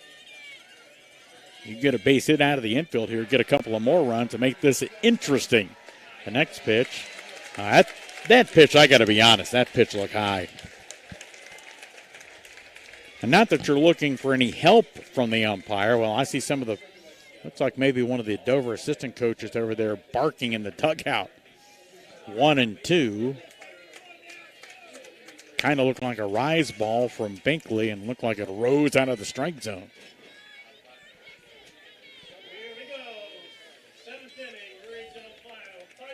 One ball, two strikes. Bantam looking for what might arguably be one of the biggest base hits of her Dover career. Her team needs it. Top of the sixth inning, down by 6. The next pitch, that's way high and inside as Maddie had to twist back away from it. 2-2. Maddie Fockler on deck. Dover's left fielder who began the game defensively and right. Binkley ready. And the pitch. A line drive it into the glove of the first baseman, Clifton, to end the Dover 6th inning. But the Tornadoes do get a run on the board after 5 1/2. Logan Elm 7, Dover 1 on the Sports Voice of the Valley. 3 hits with 3 runners left on base. Are you searching for the right insurance coverage tailored just for you? Look no further than Murphy & Company Insurance. Ian Murphy and the team at Murphy & Company put your needs first and are here to guide you through the maze of insurance options. From life, commercial, farm, home, and auto insurance, they've got you covered. Reach out to request an appointment at 330-934-9665. And remember, when it comes to insurance, choose the company with a legacy of excellence. Choose Murphy & Company Insurance, 123 South Worcester Avenue in Dover.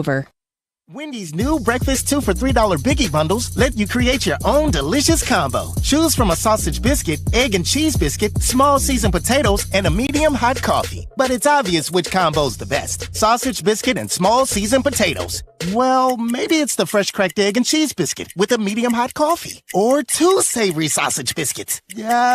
Whichever you pick, you can't go wrong. Choose wisely. Choose Wendy's new 2 for $3 Biggie Bundles. Limited time only. U.S. price and participation may vary. Not valid in a combo. Single item at regular price.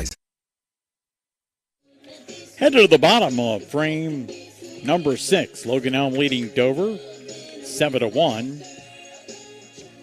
And thanks to one of our great sponsors of high school softball, Smartway Communications. Tired of unexpected bill increases? Everybody is, right? Or non-existent rural internet coverage? There is a better way, the Smart Way. High-speed internet at an affordable price, and Smartway can go where the other companies can't. Visit thinksmartway.com. Lindsey Van Hoos, the shortstop for the Braves, to lead things off. Left-handed hitter, slaps at it but pops it up. At third base, Olivia McHugh there to make the catch. One out in the sixth.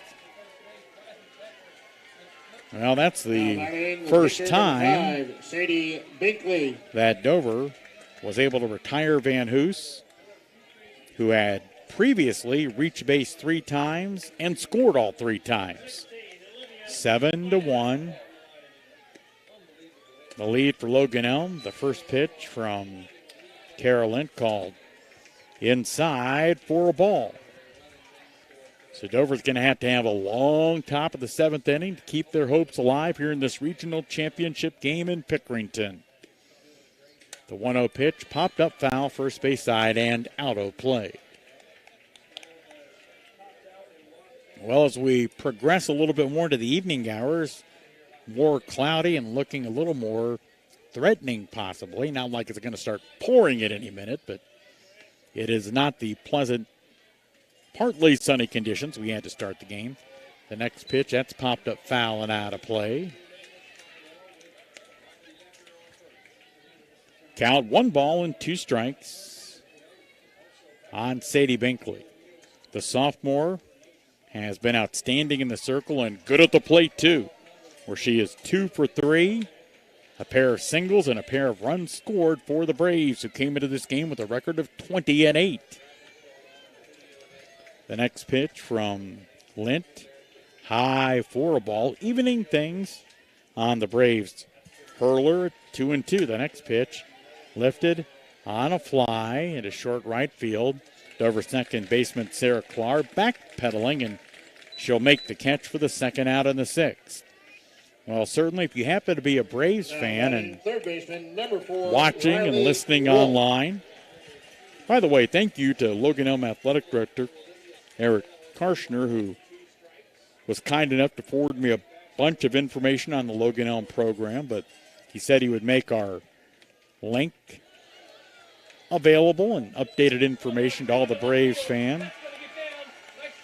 Riley Wolf, the third baseman, takes a pitch from Lint, high for a ball. Wolf today 1 for 3. Reached on a bunt single, had an RBI, and has struck out twice. The next pitch from Lint to strike. It's 1 ball and 1 strike.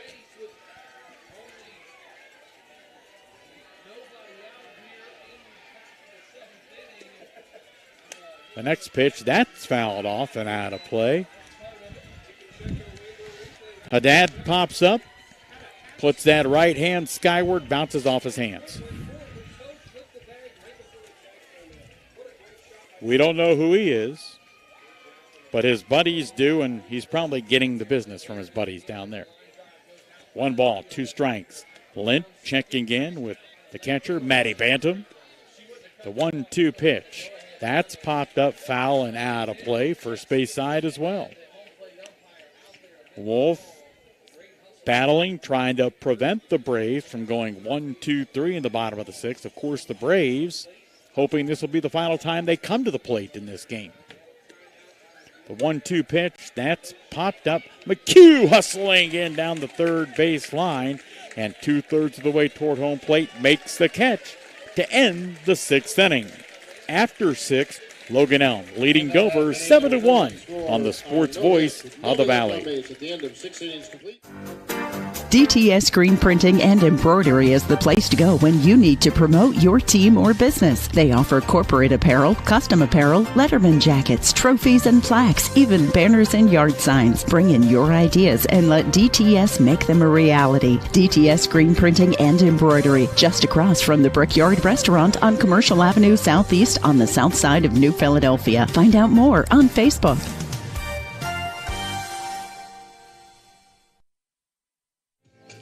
The Dover Tornadoes hoping and needing a big top of the 7th inning as they trail Logan Elm 7-1. So Dover needs 6 to tie it up and keep their hopes alive. Our broadcast today being brought to you in part by Larry Wood and all the great folks at Wood Electric. They've been trusted with all your electrical needs for over 3 decades. They're available 24 hours a day and ready to help with any electrical problem, outage, or installation for residential, industrial, and commercial work. Find them online at woodelectric.net.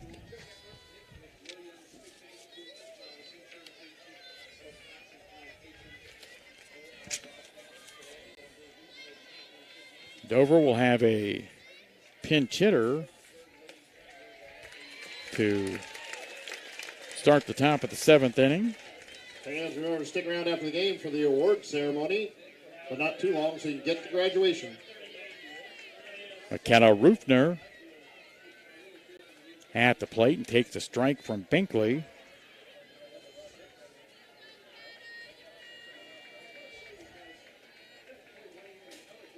Binkley leading the count, 0-1. The next pitch called strike 2. Certainly Rufner or any player in that situation deep in a tournament game at the plate and have to come in and find a way to get on base. Trying to do that is the junior, McKenna Rufner.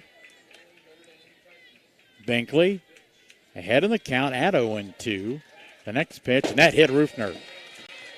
Well, you know what? You'll take base runners any way you can get them, and Rufner provides that as she's hit by a pitch and heads down to first base.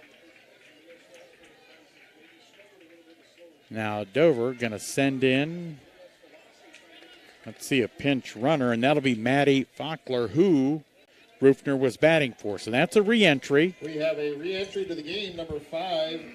Madeline Fackler re-enters the game for the pinch hitter, McKenna Rufner. Fackler, number 5, Fackler re-enters the game. Lead off and 11, was Rufner. Now batting, hit by a pitch. 4, Jenna Molk. That'll bring Jenna Molk to the plate. Molk, the sophomore, now center fielder who began the game in the circle for Dover. Open stance, right side. Hits a long blast to left field, back at the wall, and that's a Jenna Molk Crimson Tornado home run. This game's not over yet. Molk with a 2-run blast to make it 7-3 here in the top of the 7th. Well, that was a no doubt about it blast to deep left center. As soon as it left the bat, you know it was gone. Third baseman number 1, Olivia McHugh. They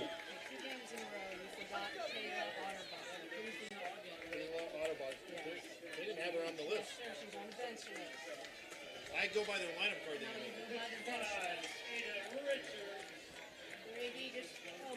emailed me today and told me to make sure she was said. I gave me the bench list, but she still wasn't said. Olivia McHugh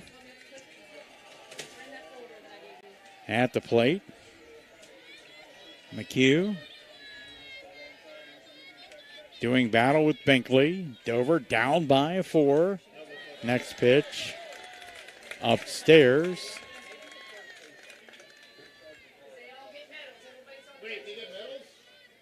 For a ball. That's the first year we're doing that? That's not in the script. That's not in the script that you gave me. Binkley checking in. The pitch. That's off the plate as well. Counts wrong.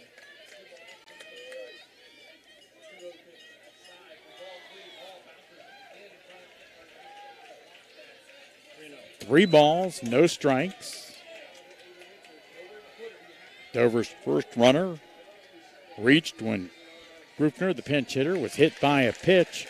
Then Jenna Molk absolutely smoked a 2-run homer to left center.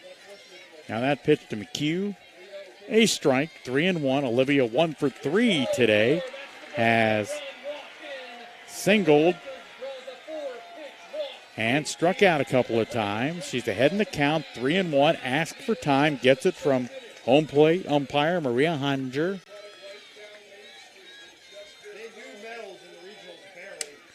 That ball lifted, flying to left center. 2 players calling for it. Boy, nearly a collision out there. But brave center fielder Taylor Fowler holds on to it as she nearly had to hold on to Lucy Kaplinger from left, who almost collided with her.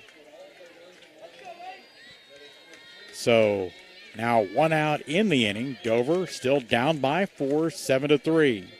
Now batting shortstop number 8, Laney Kohler. Going to bring Laney Kohler to the plate. Kohler 0 for 3. Has lined out, flew out, and fouled out. Hits a line drive, but foul and out of play down the left field line.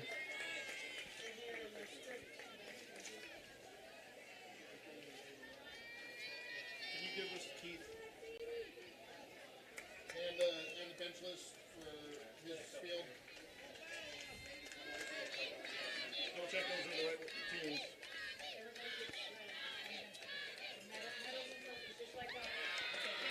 The next pitch misses for a ball. Hey, use the bench list, Keith. Use the bench list. Apparently While an opportunity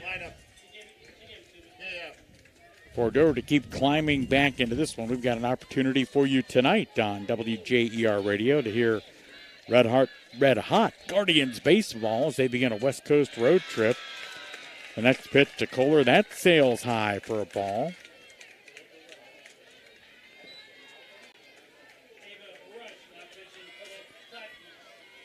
Two balls and a strike. Dover needing more base runners to try and climb back in, down 7-3. That's a line drive, but right at the left fielder. And boy, she kind of caught that snow cone style in the top of her glove after the rip by Kohler. Now Dover's down to their final out.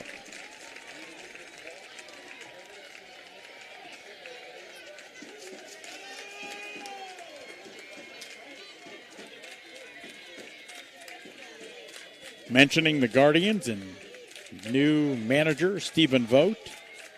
They have the second best record in the American League. They are tied. Now batting center fielder number 2. Second best record in the American League.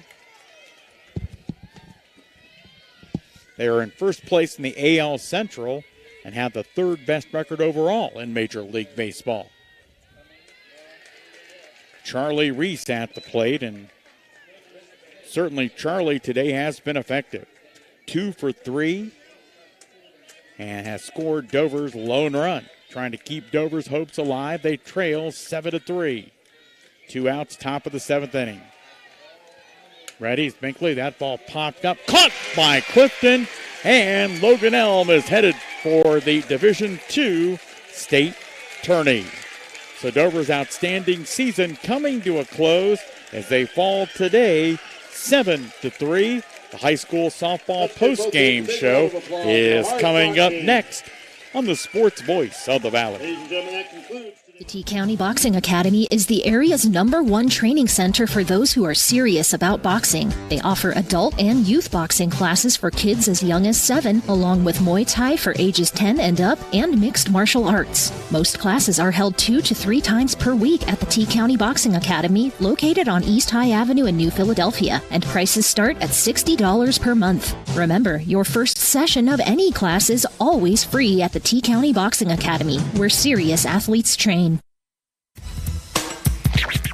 Wood Electric has been trusted with all of your electrical needs for over 30 years. They're the place to call for industrial, commercial, and residential work. Wood Electric is available 24 hours a day and ready to help with any electrical problem, outage, or installation. Wood Electric, serving Tuscarawas County and beyond since 1988. Like Wood Electric on Facebook or find them online at woodelectric.net.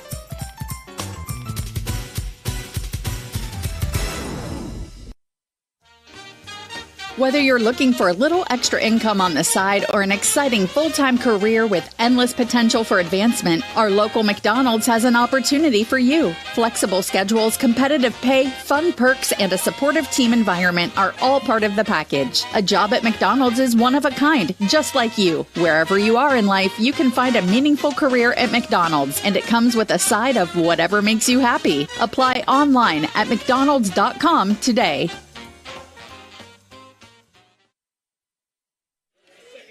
The Dover Tornadoes see their outstanding 2024 campaign come to a close as they fall the Logan Elm 7-3 in the Division II Regional Championship game today at Pickerington Central. It was Logan Elm jumping out to a 3-0 lead in the first inning, and for all intents and purposes, they never really looked back. The Braves, under first-year head coach Jamie Binkley, would tack on 1 in the second and 3 more in the fourth to lead 7-0 before Dover would rally late. Dover getting an opportunity to get on the scoreboard in the 6th inning when a run was walked in as Charlie Reese would score. Then trying to battle back in the 7th inning, Dover got a 2-run homer from Jenna Molk, but that is all the closer they would get as they fell 7-3. Thanks to one of our many sponsors of high school tournament softball and baseball, the T-County Boxing Academy. They are the area's #1 training center for those who are serious about boxing, and they offer a variety of classes for youth and adults, along with supplements for the best workouts possible. The T-County Boxing Academy, located on East High Avenue in New Philadelphia. Follow them on Facebook. More on a Friday evening edition of the high school softball postgame show coming right up here on the Sports Voice of the Valley. Presenting the regional runner-up awards is Gina Franks. For the Crimson Tornadoes, #1, Olivia McHugh.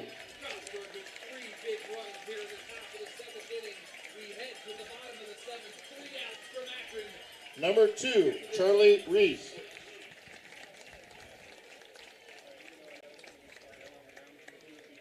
#3, Emily Zerflee.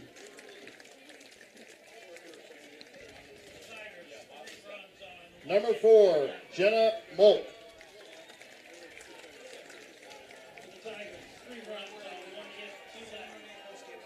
#5, Madeline Faulkner.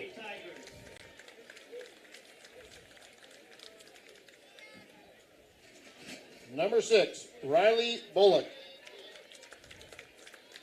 #7, Sarah Clark.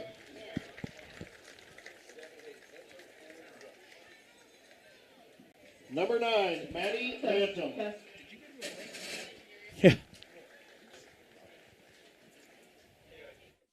It's time to level up your service with Omni Fiber's 100% fiber internet. We're expanding our network to connect more communities to the power of fiber. Enjoy premium Wi-Fi, free installation, speeds up to 2 gig, and our 30-day money-back guarantee. Visit omnifiber.com/radio to learn more. Welcome to the Fiber Hub.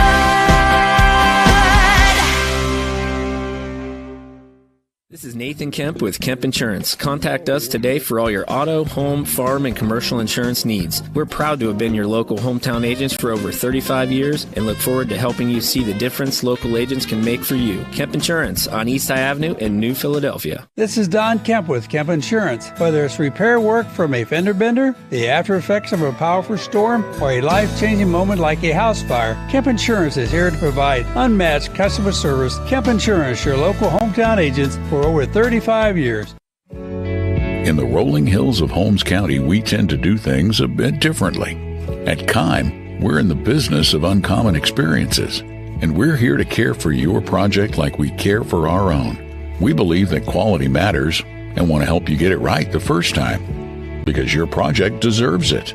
So visit Kime Home Center, your source and destination for all things home, building, and woodworking. Kime, built on trust since 1911. As you can see, the awards presentation going on down on the field for the Dover Tornadoes. Now with the head coach, the and the Crimson regional Tornadoes runner-ups, the Dover Tornadoes. And certainly disappointment among the Dover players today, but certainly when you look at what this team accomplished and what a young softball team it is, it has been a very, very impressive campaign, to be sure. And now we recognize Dover finishing the year 26-4 on a team when you look at the significant players on this squad, and I apologize for most of whom will be back in the Number 0, Caitlin Adebacher. 20-25 season.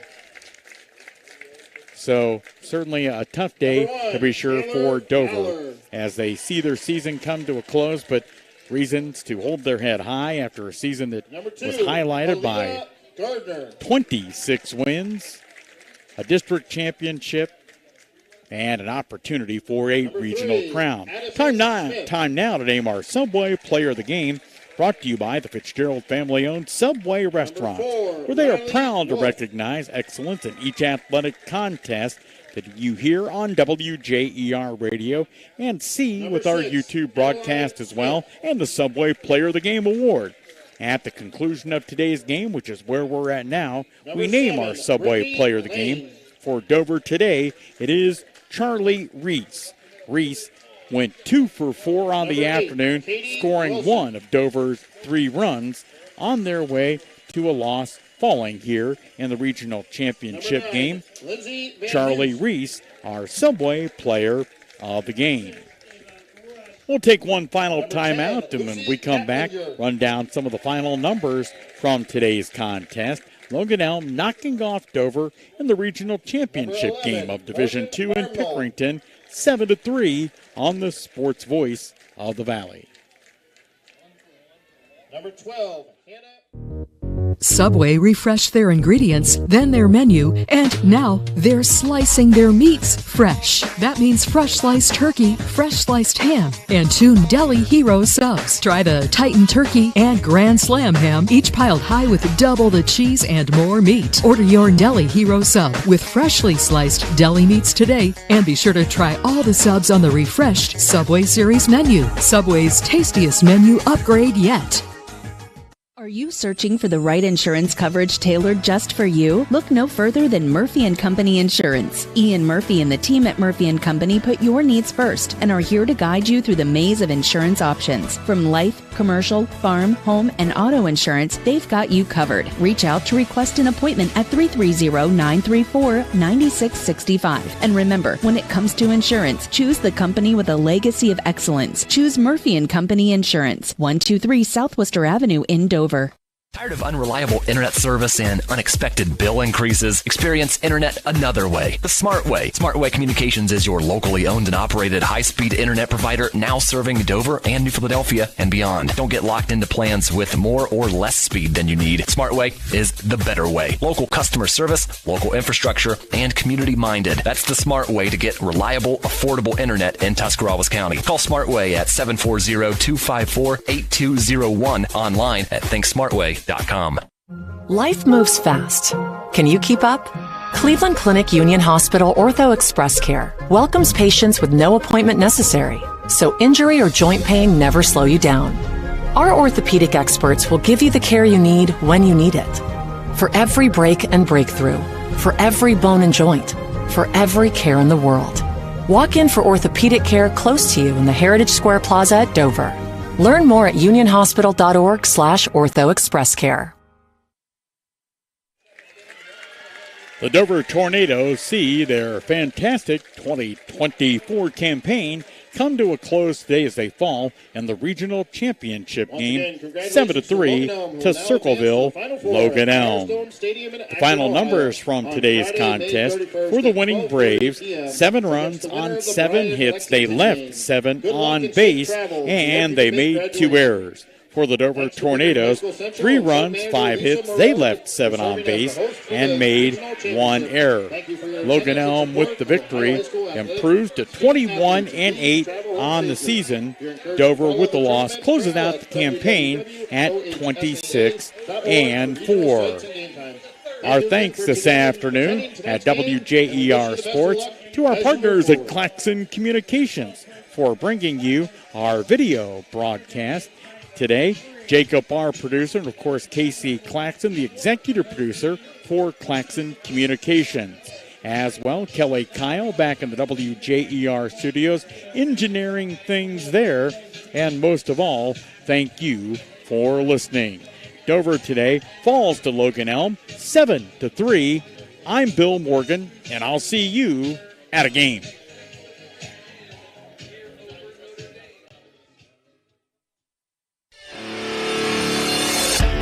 You've been listening to high school baseball and softball on WJER Radio, the sports voice of the Valley. Today's game was brought to you by generous local sponsors, including Dover Break in Strasburg, your local Wendy's restaurants, Dover Philly Heating and Cooling, Kemp Insurance, Smartway Communications, Wood Electric, Omni Fiber, T-County Boxing Academy, your local McDonald's, Cleveland Clinic Union Hospital, DTS Screen Printing and Embroidery, Murphy & Company Insurance, Kime Lumber, and your local Subway restaurants. Catch a replay of today's game on the WJER Radio YouTube channel or on WJER.com/videos in partnership with Claxon Communications. We are WJER, the sports voice of the Valley.